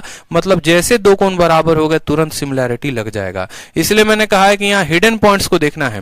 पैरेलल लाइन जहां पर भी आते हैं वहां पर 100% सिमिलैरिटी लगने की संभावना होती है, बस थोड़ा सा चेक करना होता है। फिर हमने पढ़ा यहां पर, this is an idea underlying a lot of proof for examples, ठीक है, मतलब ये सिर्फ एक आइडिया है, ऐसा जो है कहीं पर वो फिक्स नहीं, देखो यहां पर, ठीक है, this is an idea underlying a lot of proof, for example we used in this providing, ठीक है, for example we used this in providing the basic proportionality and mid point theorem. जब आगे चलेंगे और बीपीटी नाम का theorem पढ़ेंगे और मिड पॉइंट थ्योरम पढ़ेंगे, as well as showing that when diagonals of a trapezium are drawn, ये सभी चीजें बता आगे जब धीरे धीरे मैं पढ़ाऊंगा ना आपको, तो यहां पर आप सभी बेसिक्स प्रॉपर्टी के बारे में जानोगे। बीपीटी थ्योरम जब पढ़ाएंगे तो वहां पर जानोगे, तब आपको पूरा पता चलेगा कि ये असल में कहानी क्या होती है। ये वाले भी साइड को मैं एक्सप्लेन करूंगा बड़े अच्छे तरीके से, बट अभी इसकी जरूरत नहीं है। बस हमें इतना बात ध्यान रखना है कि राइट एंगल ट्रायंगल हो तो वहां चेक कर लेंगे, ठीक है, कि वहां सिमिलैरिटी लग रहा है कि नहीं लग रहा है। फिर उसके बाद दो समानांतर भुजाएं हैं तो वहां चेक कर लेंगे सिमिलैरिटी लग रहा है कि नहीं लग रहा है। ये कुछ स्पॉट्स होते हैं, ठीक। अब उसके बाद बात करते हैं कि भैया चलो सिमिलैरिटी कैसे लगता है वो पता है, ठीक है, सिमिलैरिटी कैसे लगता है वो पता है, कहां पर लगाते हैं वो पता है, लेकिन सिमिलैरिटी लगने के बाद प्रभाव क्या होगा। जैसे मानो मुझे ये पता है कि ये पार्टी है और इस पार्टी में मुझे मान लो कि फलाने गेस्ट को बुलाना है, मान लो मुझे बुलाना है सलमान खान को, और उसे मुझे पता है कि हाँ सलमान खान आएंगे तो पार्टी की रौनक बढ़ जाएगी। लेकिन उनके आने के बाद क्या होगा, क्या उनके आने के बाद मेरी पार्टी काफी सक्सेसफुल होगी, या पता चला हम सलमान खान को बुला लिए, शाहरुख खान को बुला लिए, कटरीना को भी बुला लिए और वहां पे आपस में वो लोग भिड़ गए, ठीक है। तो आने के बाद का प्रभाव क्या होगा, यानी जब दो त्रिभुजों में आप सिमिलैरिटी लगा देते हैं, यानी समरूपता लगा देते हैं और सर्वांग क्षमता लगा देते हैं, दोनों लगा देते हैं, तो उनके बाद उन त्रिभुजों पर असर क्या पड़ेगा, क्या होगा, उनके एंगल के ऊपर असर क्या होगा, उनके साइड के ऊपर असर क्या होगा। जैसे माँ बाप बोलते हैं ना कि तू उससे दोस्ती कर लेगा तो तेरे भविष्य पे क्या असर पड़ेगा, तो वही बात है कि यहां समरूपता के बाद उन पे असर क्या होता है, उसी तरीके से कॉन्ग्रुएंसी के बाद उनके ऊपर असर क्या होता है। तो देखो सर्वांग समता से कोई खास फर्क नहीं पड़ता। सर्वांग समतन तो इतना बोलता है कि बस मेरा जुड़वा है, बस बात खत्म, ठीक है, मेरा जुड़वा ही मेरा सब कुछ है। यानी अगर उसके पास 3 एंगल हैं तो दूसरे के पास भी तीनों एंगल बराबर होंगे, इसके 3 साइड हैं तो उसके भी तीनों साइड होंगे, तो कोई प्रभाव नहीं पड़ेगा। समझ गए मेरी बात को? यहां पर कॉन्ग्रुएंसी के कारण कोई प्रभाव नहीं पड़ता है। कॉन्ग्रुएंसी के कारण बस ये होता है, जितना इसका पेरीमीटर होगा दूसरे का भी उतना ही होगा, जितना इसका एरिया दूसरे का भी उतना ही, जितना इसका जो है डायगोनल उतना ही उसका डायगोनल, जो इसका एंगल वही इसका एंगल, जो साइड वही साइड, जो एरिया वही एरिया। मतलब कॉन्ग्रुएंसी का मतलब हो गया कि अगर मुझे 10 रुपए है ना तो तेरे पास भी 10 ही होने चाहिए, ना 11 होगा ना 9 होगा। ये कहता है कॉन्ग्रुएंसी, ये कहता है सर्वांग समता। यानी सर्वांग समता का प्रभाव ये होता है कि अगर मैंने कह दिया कि त्रिभुज एबीसी और त्रिभुज पीक्यूआर सर्वांग सम है, जहां पर एबीसी का एरिया 50 सेंटीमीटर स्क्वायर है, तो ये तय है कि पीक्यूआर का भी एरिया 50 सेंटीमीटर स्क्वायर ही होगा। वो 51 नहीं हो सकता है, वो 49 नहीं हो सकता है, 50 का मतलब 50 होता है। इसीलिए हम कॉन्ग्रुएंसी को ज्यादा डिटेल में पढ़ ही नहीं सकते और उसका ज्यादा उपयोग नहीं कर सकते। क्यों? क्योंकि वो लिमिट हो गया। उसमें क्या एग्जामिनर क्वेश्चन बनाएगा, क्या घुमाएगा आपको, क्या फंसाएगा आपको? ठीक है, ये तो लिमिट हो गया। अगर इसका 50 है तो इसका 50 होगा। लिमिट वहां नहीं होती है जहां पर थोड़ा मजा आता है, थोड़ा प्रभाव को बदला जाता है। ठीक है, समझ रहे हो मेरी बात को? जहां पर थोड़ा थोड़ा सवाल को घुमाया जा सकता है, इसीलिए हम सिमिलैरिटी को डेप्थ में पढ़ते हैं, क्योंकि वहां पर नियम हो सकते हैं। वहां पर क्या होता है, जैसे अगर एबीसी है और पीक्यूआर है, दो त्रिभुज हैं, और मैंने कहा ये कॉन्ग्रुएंट नहीं है, ये सिमिलर है, ये समरूप है। अगर एबीसी का एरिया 50 है ना, तो पीक्यूआर का एरिया 50 भी हो सकता है। ठीक है, 25 भी हो सकता है, 75 भी हो सकता है, कुछ भी हो सकता है। बाकायदा उनके साइड का रेशियो क्या है। अगर एबीसी का साइड 1 है और पीक्यूआर का साइड 2 है, यानी इसका साइड अगर 2 गुना है तो इसका एरिया 2 गुना हो जाएगा, सॉरी एरिया 4 गुना हो जाएगा। तो ये रिलेशंस होते हैं, ये रिलेशंस ही हमें एस्टैब्लिश करना होता है। ठीक है, इसलिए हम कॉन्ग्रुएंसी को बहुत डिटेल में लेके आगे तक नहीं जाते अपने कॉम्पिटिटिव एग्जाम्स में। हम जो लेकर जाते हैं वो सिमिलैरिटी को लेकर जाते हैं, और सिमिलैरिटी के साथ हम आगे बढ़ते हैं। तो सिमिलैरिटी के साथ आगे बढ़ते हैं तो ठीक है, पहले हमने चेक कर लिया सिमिलैरिटी किन किन नियमों से लगता है। तो आस से लगेगा, सास से लगेगा, 555 से लगेगा और डबल ए टेस्ट से लगेगा। ये 4 टेस्ट बताते हैं कि ये सिमिलर है। अब सिमिलर होने के बाद मतलब यूं समझ लो, दुनिया में बहुत सारे त्रिभुज थे, बहुत सारे नियम थे, पहले हमने उनको छांटा, और छांटने के बाद हम लेकर आए कि ये 4 नियम अगर लगते हैं तो वो सिमिलर हो जाएंगे। मैंने कहा ठीक है बेटा, तुम लोग सिमिलर हो गए। अब सिमिलर होने के बाद उनका क्या प्रोसेसिंग होगा? जैसे आलू आता है तो आलू से सीधा चिप्स नहीं बनता ना, स्टेप वाइज स्टेप बनता है ना, उसी तरीके से सभी ट्रायंगल, सारे नियम से हमने 4 नियम अपने लिए छांट लिए। अब ये 4 नियम छांटने के बाद इसके बाद की कंडीशन क्या होती है कि इनको अब लगाने के बाद क्या प्रभाव पड़ेगा, तो वो यहां पर पढ़िए कि जब कोई 2 त्रिभुज सिमिलर होंगे, यानी एबीसी और पीक्यूआर सिमिलर होगा, तो जो इसके साइड का अनुपात होगा, यानी ए और बी का जो अनुपात होगा ना, मेरी बात को, ए और पी का जो अनुपात होगा, अगर ये 1 है और ये 2 है तो बी भी 1 और 2 के ही रेशियो में होंगे, सी और आर भी उसी रेशियो में होंगे। मतलब कोई भी एक साइड जिस रेशियो में होगा, दूसरे वाले को भी उसी रेशियो में होना पड़े। लेकिन ये कब? सिमिलैरिटी लगने के बाद। मैं बार बार क्या कह रहा हूं, पहले दुनिया के सारे नियम थे, उसमें से हम छांट के लेते आए, सिर्फ 4 नियमों को अपने पास रखा। अब जब सिमिलर ट्रायंगल की बात होगी, जब लोग पार्टी में आ जाएंगे, तब उसके बाद हम देखेंगे कि प्रभाव क्या होता है। यानी ये 2 ट्रायंगल सिमिलर हैं, किस रूल से हैं, किस नियम से हैं, हमें वो फर्क नहीं पड़ता। 8 से हैं, 7 से हैं, 555 से हैं, किससे हैं, कोई फर्क नहीं पड़ता। बस हमें इतना दे दिया गया, ये 2 सिमिलर हैं बस। अब सिमिलर होने के बाद प्रभाव क्या होगा, ये किसी भी नियम से हो कोई फर्क नहीं। सिमिलर होने के बाद अगर ऐसा हो गया कि इनकी कोई भी 2 भुजा, चाहे सी हो गई और यहां पर आर हो गया, इनका जो रेशियो होगा ना, वहीं बाकी दोनों का भी रेशियो होगा। यानी उसी रेशियो में बी और क्यू भी होंगे, उसी रेशियो में ए और पी भी होंगे। और यही बातें यहां कहा गया है कि ए बटे पी का जो भी मान आएगा, हो सकता है कि यहां पर ये 10 सेंटीमीटर हो और यहां पर ये 25 सेंटीमीटर हो, या 25 छोड़कर आप ऐसे कह लो ये 50 सेंटीमीटर हो। तो इनका अनुपात क्या है, ये किस अनुपात में है? 1:5 में है, तो इनको भी 1:5 में होना पड़ेगा। 1:5 का मतलब क्या हो गया? 1:5 का मतलब ऐसे समझ लो कि इसका 5 गुना होना पड़ेगा। यानी अगर बी का मान आप 5 लेते हैं तो इसका 5 गुना, यानी ये कितना होगा? 25 होगा, तभी इनका अनुपात 1:5 आएगा। उसी तरीके से अगर आप सी को मान लीजिए कि 500 लेते हैं, या 500 छोड़िए, आप मान लीजिए कि 7 लेते हैं, तो 7 का 5 गुना आपको यहां पर 35 होना पड़ेगा। यही बात मैं आपको कह रहा हूं, ठीक है। यही बात मैं आपको कह रहा हूं कि इसका 5 गुना होना पड़ेगा, इसका 5 गुना होना पड़ेगा, इसका 5 गुना होना पड़ेगा। ये बात क्लियर है आपको? बताइए। तो एक साइड अगर बराबर हो गया, एक साइड के रेशियोज बराबर हो गए, तो दूसरे के रेशियोज जो होंगे वो ऑटोमेटिक बराबर होते जाएंगे। ये पॉइंट नंबर 1। और इन डेप्थ में जब आप आगे जाओगे, आगे तक पढ़ोगे, मेंसुरेशन तक पढ़ोगे, तो क्षेत्रमिति तक पढ़ने के बाद वहां पर पता चलेगा सिमिलैरिटी के और नियम क्या होते हैं, जो मैंने आपको अभी बताया। क्योंकि मेरा मानना है कि जब आप एक टॉपिक को पढ़ें तो आप वहीं पर पढ़िए और डिटेल वे में पढ़िए। ऐसा नहीं है कि तुमको थोड़ा खाना अभी खिलाएंगे और थोड़ा खाना 2 घंटा बाद खिलाएंगे, फिर थोड़ा घंटा 2 घंटा बाद खाओ। तो ढंग से खाओ, तसल्ली से खाओ। वही बात है कि यहां पर जब आप सिमिलैरिटी को पढ़िए तो पूरे तरीके से पढ़िए, कि चाहे वो क्षेत्रमिति हो, चाहे वो ज्यामिति हो, यानी चाहे वो मेंसुरेशन हो, चाहे वो ज्योमेट्री हो, वो कहां कहां पर अप्लाई होते हैं। सोमनाथ बोरागी, आपको ब्लॉक कर दूंगा मैं इसके बाद अगर आपने एक भी कमेंट उल्टा सीधा किया तो। टाइम स्पीड डिस्टेंस की क्लास नोट्स कब मिलेगा, ये अभी के क्लास में पूछोगे आप, तब से कमेंट देखे जा रहा हूं। पढ़ लो शांति से, नहीं तो ब्लॉक करवा दूंगा टीम से। अभी पढ़ा रहा हूं कुछ और, जा रहे हो कहीं और। ठीक है, शादी में जाओगे और पूछोगे कि भैया मातम में कब जाना है बताओ, वहां पर मार के भगाएंगे वहां से। ठीक है, जहां पर जो बात है वो कायदे से पूछा करो। पढ़ रहे हो ज्योमेट्री तो शांति से ज्योमेट्री पढ़ो, कुछ और ना पूछो। सवाल में देखो, अब बोला गया है कि ये 2 त्रिभुज जो हैं, अगर ये 2 त्रिभुज क्या हो गए, यहां पर ये 2 त्रिभुज जो हो गए वो सिमिलर हो गए, अगर ये दोनों के दोनों समान हो गए तो क्या क्या होगा। तो सबसे पहली बात, इनके पेरीमीटर का रेशियो बराबर होगा, पहला पॉइंट। दूसरा, इनके सेमी पेरीमीटर का रेशियो बराबर होगा। तीसरा, इनके करस्पॉन्डिंग मीडियंस का रेशियो बराबर होगा। चौथा, इनके इन रेडियस का बराबर होगा। पांचवा, इनके सर्कम रेडियस का बराबर होगा। ठीक है, अब बोलोगे सर ये सारे के सारे टर्म्स क्या होते हैं। तो ज्योमेट्री में मेंसुरेशन सॉरी परसेंटेज में आपको एक चीज पढ़ाई थी मैंने, बस वही चीजें आपको समझनी है। क्या क्या होता है, 3 पॉइंट्स होते हैं। एक होता है 1 डायमेंशनल, दूसरा होता है 2 डायमेंशनल, तीसरा होता है 3 डायमेंशनल। ठीक है, आप ऐसे समझ लीजिए, आप ऐसे समझ लीजिए, आप दुनिया के सारे कंसेप्ट समझ जाएंगे और आपको कहीं पर भी गोता लगाने की जरूरत नहीं पड़ेगी, ना किसी के वीडियो में, ना किसी किताब में, कहीं पर नहीं। 1 डायमेंशनल का मतलब क्या होता है, जिसको आप पावर 1 में डिनोट कर सकते हैं। यानी या तो आप उसको मीटर में लिख दीजिए, या आप उसको सेंटीमीटर में लिख दीजिए, या आप उसको मिलीमीटर में लिख दीजिए, आप उसको किलोमीटर में लिख दीजिए, आप किसी में भी लिख दीजिए। 2 डायमेंशनल का मतलब क्या होता है, जिसका पावर 2 हो, यानी मीटर का स्क्वायर हो, सेंटीमीटर का स्क्वायर हो, मिलीमीटर का स्क्वायर हो, ठीक है, और किलोमीटर का स्क्वायर हो। पावर 3 का मतलब क्या होता है, जिसको पावर 3 में लिखते हैं, यानी मीटर क्यूब में लिखते हैं, सेंटीमीटर क्यूब में लिखते हैं, मिलीमीटर क्यूब में लिखते हैं, जिनको आप क्यूब में लिखते हैं।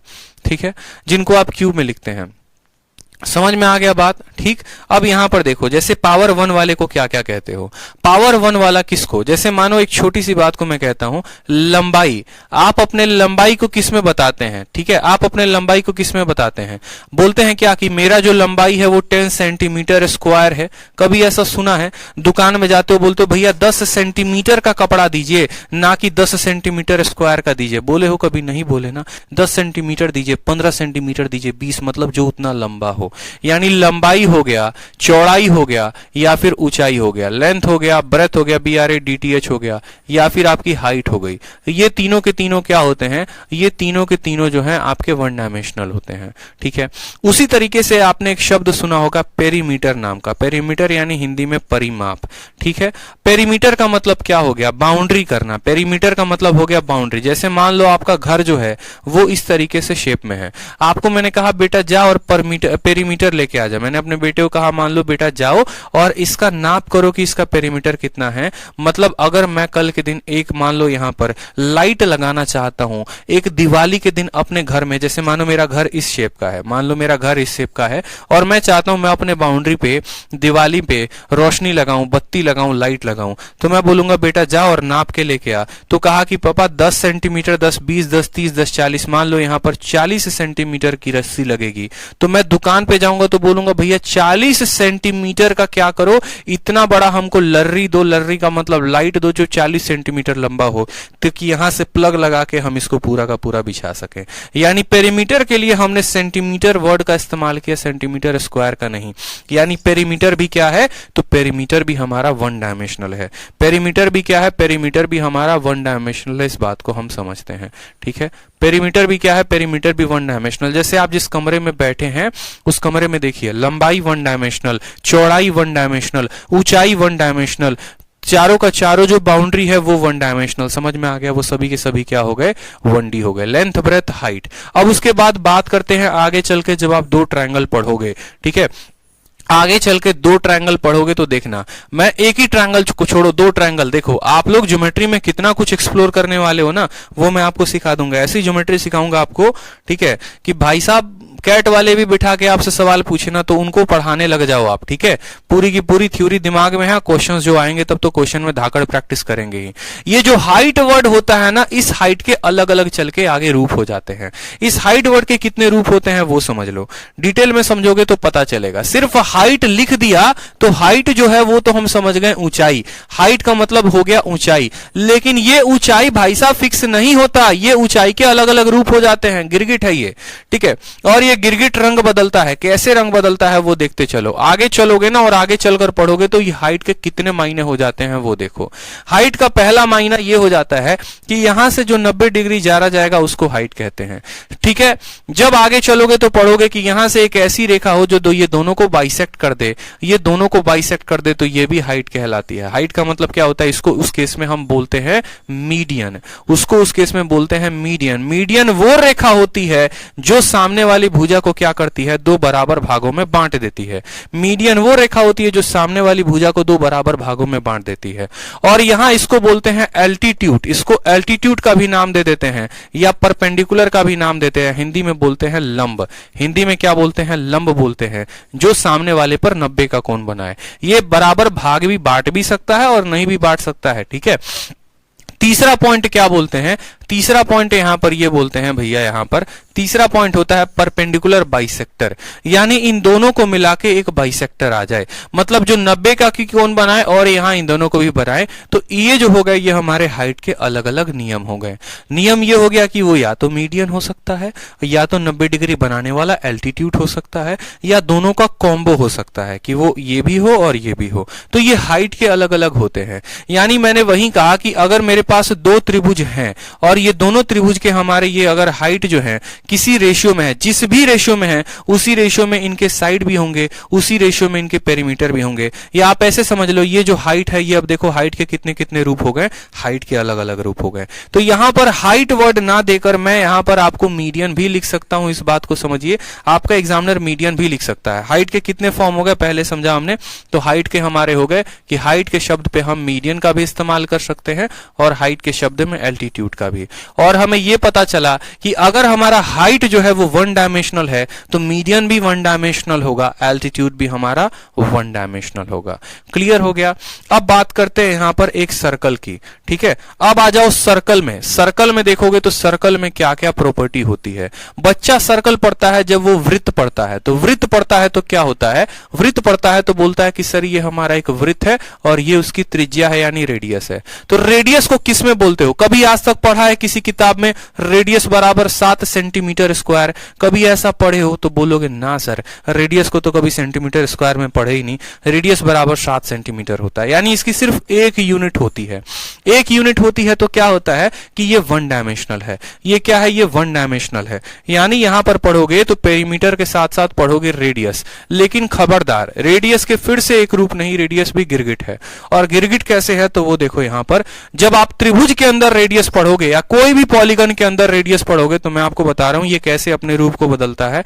वो देखो, जैसे मानो आपका ये त्रिभुज है तो त्रिभुज में दो रेडियस बनते हैं, ठीक है, दो नहीं तीन बनते हैं और तीनों बता रहे हैं आपको। ये आपका पहला त्रिभुज हो गया, ये आपका दूसरा त्रिभुज हो गया और ये जनाब आपका तीसरा त्रिभुज हो गया। और तीन तरह के सर्कल बनते हैं एक त्रिभुज के अंदर। बोलोगे सर क्या बता रहे हो, अरे बड़ा इंटरेस्टिंग बात है, देखो, ठीक है। पहला वाला जो सर्कल बनता है वो इसके अंदर बनता है, दूसरा वाला जो सर्कल बनता है वो ये वाला बनता है कि एक सर्कल के अंदर त्रिभुज हो, और तीसरा वाला जो बनता है ना वो ऐसा बनता है, ठीक है। तीसरा वाला त्रिभुज को थोड़ा सा मैं अच्छे से बना दूं, यहाँ पे थोड़ा सा कॉन्ट्रैक्ट करवा दूं। तीसरा वाला आप ऐसे कह सकते हो कि अगर आपका त्रिभुज ऐसे है ना, ठीक है, जहां पर ये साइड को बड़ा करने पर यहां पर एगो त्रिभुज जो है इसके बाहर समा जाए, ये तीसरा वाला होता है। तीसरा वाला ऐसा होता है, जो आपको ये तीनों साइडों को टच करे। अब ये बन जाते हैं हमारे तीन तरह के सर्कल। छोटा वाला सर्कल जो अंदर है, तो अंदर वाले को क्या बोलते हैं, तो अंदर वाले को हम बोलते हैं, इस सर्कल का नाम होता है इन सर्कल, इस सर्कल का नाम होता है इन सर्कल। ये बाहर वाला सर्कल है तो ये अपने अंदर किसी को लपेटे हुए है, तो इसको बोलते हैं सरकम सर्कल, ठीक है। और जो एकदम बाहर चला गया, जिसको समाज से बाहर कर दिया गया, मेरे जिंदगी से बाहर हो गया, जैसे आपके जिंदगी से जो बाहर चली गई, ठीक है, उसको क्या बोलते हैं, तो बोलते हैं सर वो मेरा एक्स है या वो मेरी एक्स है। तो इस ट्रायंगल का ये सर्कल क्या है, तो ये भी एक्स है, यानी इसको भी हम बोलते हैं कि ये आपका एक्स सर्कल है। सर्कल तो है लेकिन एक्स, जैसे बोलते हो ना बॉयफ्रेंड है लेकिन एक्स बॉयफ्रेंड है, गर्लफ्रेंड है लेकिन एक्स गर्लफ्रेंड है, तो सर्कल है लेकिन ये एक्स सर्कल है। क्यों? जो चीजें हमारे जीवन से बाहर चली जाती हैं उनको हम एक्स कहते हैं, ठीक है। और एक्स वाला एक्स नहीं, ई एक्स वाला एक्स। अब सोचो कि भैया ये सर्कल सर्कल सर्कल, तीनों सर्कल के कहने अपने तरीके, लेकिन क्या एक सर्कल है तो जहां पर भी एक सर्कल है वहां पर भी रेडियस है कि नहीं है? अगर ये सर्कल है तो ये रेडियस है कि नहीं है? सर्कल का रेडियस किसे कहते हैं, तो बीच वाले पॉइंट से उसके सरकमफेरेंस पर, परिधि पर कोई भी एक रेखा। ये अगर सर्कल है तो इसका एक सरकमफेरेंस होगा कि नहीं होगा, बोलो। तो बोलोगे हाँ सर। सर रेडियस होगा कि नहीं, तो हाँ सर। तो ये रेडियस जो है, ये जो रेडियस है, ये रेडियस क्या कहलाएगा, तो ये रेडियस अगर सर्कल इन सर्कल है तो इसके रेडियस को हम बोलते हैं इन रेडियस। आगे चलकर डिटेल में पढ़ाएंगे। अगर सर्कल सरकम सर्कल है तो इसके रेडियस को क्या बोलेंगे, सरकम रेडियस। क्या बोलेंगे, सरकम, ठीक है, रेडियस। समझ में आ गया बात। उसी तरीके से अगर यहां पर ये रेडियस जो है, ये सर्कल का नाम एक्स है तो इसके रेडियस का नाम क्या हो जाएगा, एक्स रेडियस हो जाएगा। इस बात को ध्यान रखो, क्या हो जाएगा, एक्स रेडियस। तो ये इन रेडियस, ये सरकम रेडियस, ये एक्स रेडियस। तो सिर्फ हमने पढ़ा रेडियस जो होता है वो क्या होता है, परिधि जो होता है, सॉरी, वृत्त का जो त्रिज्या होता है वो क्या होता है, वृत्त का त्रिज्या तो 1d है। लेकिन आगे चल के हम पढ़े कि जितना हाइटवा का 2 रूप अलग अलग होता है ना, या 3 गो, कि हाइट कभी मीडियन भी कहलाता है, हाइट कभी अल्टीट्यूड भी कहलाता है। उसी तरीके से आप आगे चल के पढ़े कि भैया अरे रेडियस वो 3 पार्ट में बट जाता है। क्या बटता है, एगो इन रेडियस होता है, एगो सरकम रेडियस होता है और एगो एक्स रेडियस होता है। समझ में आ गया, ठीक है। अब एक सर्कल को देख के मन में क्या ख्याल आता है, सर्कल को देख के मन में ख्याल आता है कि इसके पास एक रेडियस होता है। फिर उसके बाद दूसरा ख्याल आता है कि भैया ये सर्कल है तो इसका एक सरकमफेरेंस भी होगा। क्या होगा, सरकमफेरेंस। और वही सरकमफेरेंस, इस बात को ध्यान रखो, वो सरकमफेरेंस क्या होता है, 2 पाई आर। सरकमफेरेंस की वैल्यू देखोगे 2 पाई आर, यानी सिर्फ रेडियस वर्ड इस्तेमाल है, यानी सरकमफेरेंस का मतलब फिर से क्या हो गया, परिधि। अब मान लो आपका घर जो है वो चौकोर नहीं गोलाकार है और मैंने कहा लाइटिंग लगानी है, तो यहां से बैठ के तार लेके घूम के यहां पर आओगे तो वो क्या होगा, लंबाई ही तो होगा, यानी जिसके पास सिर्फ लंबाई हो। यानी पेरीमीटर वर्ड अगर लिखा गया है ना, तो पेरीमीटर को भी एक कहीं पर सर्कल में जब पढ़ोगे तो सर्कल में आप उसको पेरीमीटर वर्ड ना कह के आप उसको क्या कहते हो, तो आप उसको यहां पे सरकमफेरेंस नाम देते हो। क्या नाम देते हो, सरकमफेरेंस नाम देते हो। अभी तो सिर्फ मैं बता रहा हूं कि 1 डायमेंशनल कौन कौन से हैं, अब बताऊंगा आगे कि इनके बीच रिलेशन क्या होगा। यानी लंबाई 1 डायमेंशनल है, चौड़ाई 1 डायमेंशनल है, हाइट 1 डायमेंशनल है, वही हाइट आगे चल के मीडियन और अल्टीट्यूड कहलाएगा, वो 1 डायमेंशनल है। पेरीमीटर 1 डायमेंशनल है, पेरीमीटर को सर्कल के केस में हम बोलते हैं सरकमफेरेंस, वो 1 डायमेंशनल है। रेडियस के 3 अलग अलग पार्ट हो गए, वो सभी के सभी 1 डायमेंशनल है। ये सभी चीजें हमारी क्या हैं, ये सभी 1 डायमेंशनल है, मतलब जिनका सिर्फ एक ही डायमेंशन होता है।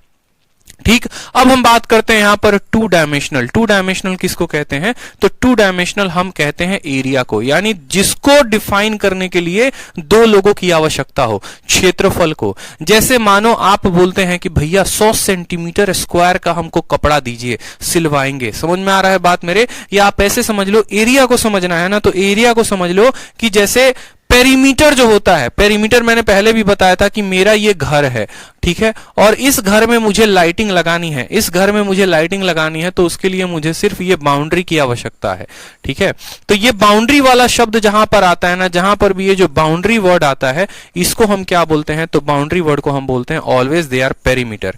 बाउंड्री का मतलब हो गया पेरीमीटर, परिधि। लेकिन अगर मुझे इस घर के अंदर खेती करनी है, या मान लो ये मेरा खेत है और इसके अंदर मुझे खेती करनी है, तो ये खेती में क्या होगा, यहां पर जितना भी एरिया का इस्तेमाल करूंगा, जहां जहां मैं खेती कर सकता हूं हूँ, मिट्टी गिरा सकता हूँ, कुछ भी यहाँ पर बो सकता हूँ मैं, तो वो सब का सब मेरा क्या आ जाएगा, वो आ जाएगा एरिया। तो एरिया कैसे बनता है, तो एरिया हमेशा आपको लंबाई इंटू चौड़ाई, लंबाई इंटू चौड़ाई, लेंथ इंटू ब्रेथ, यानी आप ऐसे भी कह सकते हो साइड इंटू साइड। अब ये वन डायमेंशनल और ये वन डायमेंशनल, वन डायमेंशनल को वन डायमेंशनल के साथ आप जब गुना करते हैं तो वन डायमेंशनल को वन डायमेंशनल के साथ गुना करने पर क्या बन जाता है, 2D। क्योंकि एरिया क्या होता है, एरिया का मतलब लेंथ इंटू ब्रेथ। ये लेंथ भी वन डायमेंशनल है, ब्रेथ भी वन डायमेंशनल है। किसी भी दो डायमेंशन को, ठीक है, अगर एक 1D को 2 बार गुना करोगे तो क्या हो जाएगा, एरिया। अब यही सर्कल में सोचो, सर्कल का एरिया क्या होता है, तो सर्कल का एरिया पाई आर स्क्वायर होता है। यानी आर स्क्वायर का मतलब रेडियस को कितनी बार गुना किया, 2 बार। यानी रेडियस अपने आप में क्या है, वन डायमेंशनल, लेकिन 2 बार वन डायमेंशनल चीजों को गुना कर दोगे तो क्या बन जाएगा, 2 डायमेंशनल बन जाएगा। क्लियर हो गया कि नहीं हो गया, बताओ जल्दी से। यानी 2D कब आता है, 2D तब आता है जब आप वन डायमेंशनल को 2 बार गुना करते हैं। कितने बजे से है, ठीक है। तो 2D कब आता है, जब वन डायमेंशनल को आप 2 बार गुना कर देते हैं, ठीक। अब यहां पर देखो, बात करते हैं यहां पर 2D की। तो 2D में सभी एरिया आ जाएंगे, 2D में क्या होगा, सभी एरिया आ जाएगा। 2D में जो है आपका यहां पर इन रेडियस का एरिया आएगा, सरकम रेडियस का एरिया आएगा, मतलब ये सर्कल है तो इसका भी एरिया, इसका भी एरिया, इसका भी एरिया। 2D फिगर में जैसे मान लो ट्रायंगल पढ़ोगे तो ट्रायंगल का एरिया आएगा, रेक्टेंगल पढ़ोगे रेक्टेंगल का एरिया आएगा। अलग अलग फिगर के अलग अलग एरिया होते हैं। फिर तीसरा जो पॉइंट पढ़ोगे वो क्या पढ़ोगे, तीसरा पढ़ोगे आप यहां पर 3D, और 3D का मतलब होता है वॉल्यूम। 3D का मतलब क्या होता है, वॉल्यूम। 3D फिगर कैसे बनता है, जैसे मानो एक छोटा सा मैं आपको एग्जांपल देता हूं। आप जिस कमरे में बैठे हो और उस कमरे में जितनी भी हवा मौजूद है वो वॉल्यूम है यहाँ की। अगर ऑक्सीजन निकाल दे ना, अगर ऑक्सीजन निकाल दे तो खत्म हो जाओगे। यानी जो चीजें नहीं दिख रही लेकिन पूरे कमरे के हर एक पॉइंट पर अवेलेबल है ऑक्सीजन, वो क्या है, वॉल्यूम है, ठीक है। यानी ऑक्सीजन कहां कहां पर है, तो लंबाई में भी है, चौड़ाई में भी है और ऊंचाई में भी है। यानी वॉल्यूम को डिफाइन करने के लिए L into B into H आ जाता है। यानी 1D 1D 1D, और 1D को 3 बार गुना किया तो 3D आया, 1D को 2 बार गुना किया तो 2D आया, और 1D को 1 बार गुना किया तो 1D आया। अब ये तो हमने जाना कि 1D फिगर क्या होते हैं, या 1D क्या क्या होता है, 2D क्या क्या होता है, 3D क्या क्या होता है, ठीक है।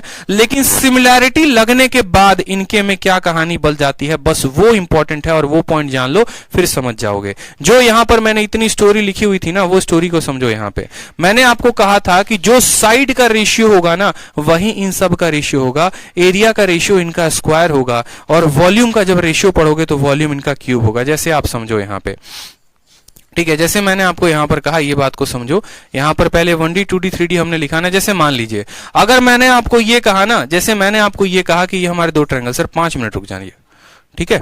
मैंने कहा ये आपके 2 ट्रायंगल है, और ये दोनों ट्रायंगल के, समझिएगा मेरी बात को, बहुत महत्वपूर्ण बात है, ये दोनों ट्रायंगल की लंबाई है, सिर्फ लंबाई। अगर इनके लंबाई का रेशियो 2:3 है ना, अगर इनके लंबाई का रेशियो 2:3 है तो लंबाई क्या है, तो बोलेंगे सर लंबाई 1 डायमेंशनल है, ठीक है। तो अगर इनका देखो लंबाई का रेशियो 2:3, यानी लंबाई क्या है, तो 1 डायमेंशनल। अगर 1 डायमेंशनल का रेशियो, माय डियर, अगर 1 डायमेंशनल का रेशियो 2:3 है ना, तो 1 डायमेंशनल में आने वाली हर उस चीज का रेशियो 2:3 होगा। यानी इसके लंबाई का रेशियो 2:3 है, तो चौड़ाई भी 2:3 में होगा, ऊंचाई भी 2:3 में होगा, पेरीमीटर भी 2:3 में होगा। आगे चलकर अगर इसका इन सेंटर या इन सर्कल देखोगे तो उसके इन रेडियस भी 2:3 में होंगे, सर्कम रेडियस भी 2:3 में होंगे, एक्स रेडियस भी 2:3 में होंगे।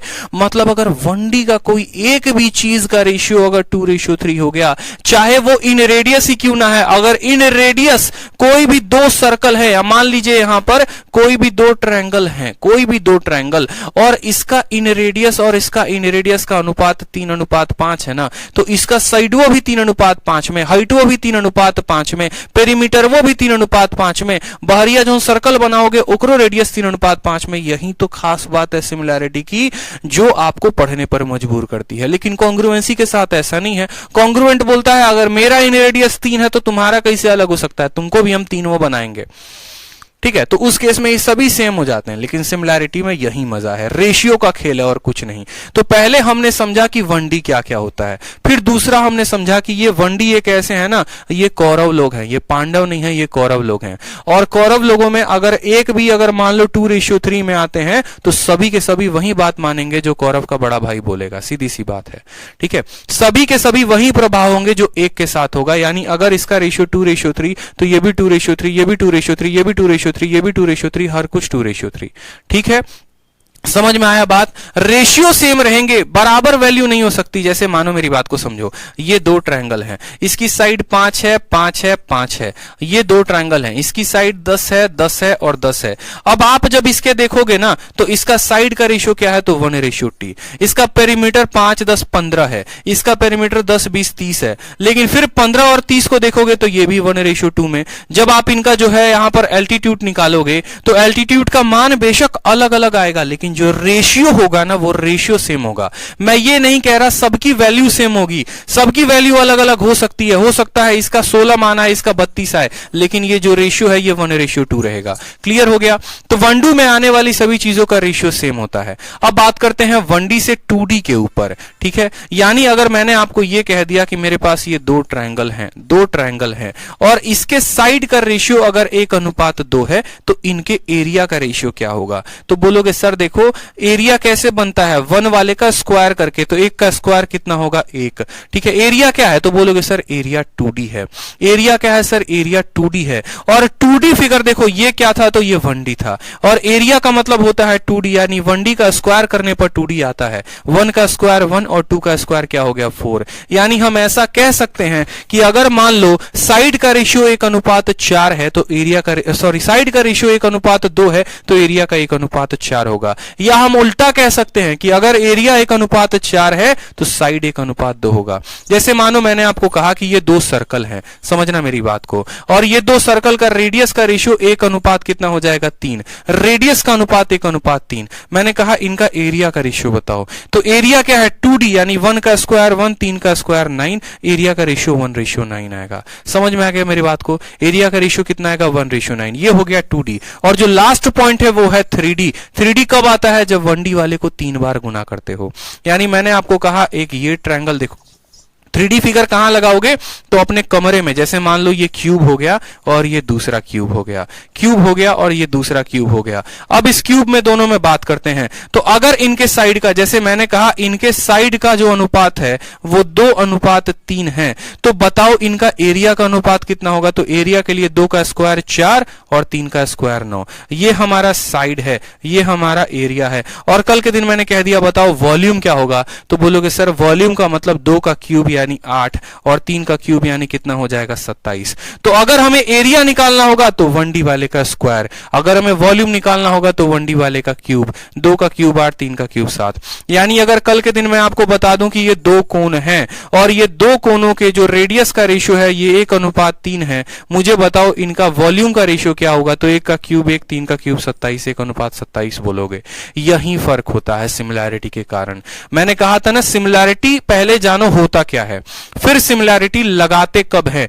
तो सिमिलैरिटी लगाने के 4 नियम। अब जब वो छन कर आ गए हमारे पास तो सिमिलैरिटी के लगने के बाद प्रभाव क्या होता है, तो प्रभाव ये होता है कि 1 डायमेंशनल में पहली बात अगर कोई एक का रेशियो x:y है तो सभी का रेशियो x:y होगा। ठीक है, मैंने कहा ना कि इसमें अगर किसी एक का भी रेशियो जो है ना, किसी एक का भी रेशियो अगर x:y है तो इसमें आने वाली हर चीज का रेशियो x:y होगा। फिर एरिया में क्या होगा, तो x का स्क्वायर x स्क्वायर और यहां पर y स्क्वायर।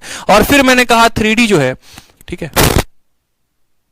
और फिर मैंने कहा 3D जो है, 3D का देखो यहां पर 3D का क्या हो जाएगा, तो 3D का हो जाएगा आपका x का क्यूब और y का क्यूब। यहां पे क्लियर हो गया बात, समझ में आ गया। ठीक है, तो ये हो जाता है 1D, ये हो जाता है 2D, ये हो जाता है 3D। तो ये हमारे सारे थ्योरी के पोर्शंस खत्म होते हैं। यहां पर सिमिलैरिटी के चलते क्या क्या प्रभाव पड़ता है वो होता है खत्म। अब आगे चलकर यहां से जो है हम क्वेश्चंस लगाएंगे, कल से सॉल्व्ड एग्जांपल्स कुछ देखेंगे और एग्जांपल के बाद कल से क्वेश्चंस लगाएंगे तो और ज्यादा क्लियर होगा। ठीक है, पूरी की पूरी जान लगा दी है आपको पढ़ाने में आज के टॉपिक में। ठीक है, उम्मीद है कि बहुत अच्छे से समझ में आया हो। एक बार कमेंट करके जरूर बताएं कैसा लगा अभी का सेशन, और फिर वाइंड अप करते हैं हम आज के सेशन को। ठीक है, क्या पूरा समझ में आया जो पढ़ाया है? आग लगा दी सर मार्केट में सर आपने कंसेप्ट से। अच्छा चलो बहुत अच्छी बात है, क्लियर हुआ ना भाई। ऐसे ही तो रिवाइज करोगे यार की वीडियो को दोबारा से देख लेना। शीट जो है एक एक बात बता रखी है, आज भी पढ़ोगे तो भी वही बात जानोगे, 2 साल बाद भी पढ़ोगे तो भी वही बात जानोगे, इससे बाहर कुछ भी नहीं है। ठीक है, तो अच्छे तरीके से जो है उसको पूरा का पूरा पढ़ो, रिवाइज करो बहुत बेहतर तरीके से। ठीक है, पूरा सिमिलैरिटी और कॉन्ग्रुएंसी समझ जाओगे तो इसके ऊपर बहुत अच्छे तरीके से क्वेश्चंस लगा पाओगे भाई। ठीक, तो सेशन को यहीं पर वाइंड अप करते हैं। आज के लिए इतना ही, मिलेंगे नेक्स्ट सेशन में, तब तक के लिए धन्यवाद।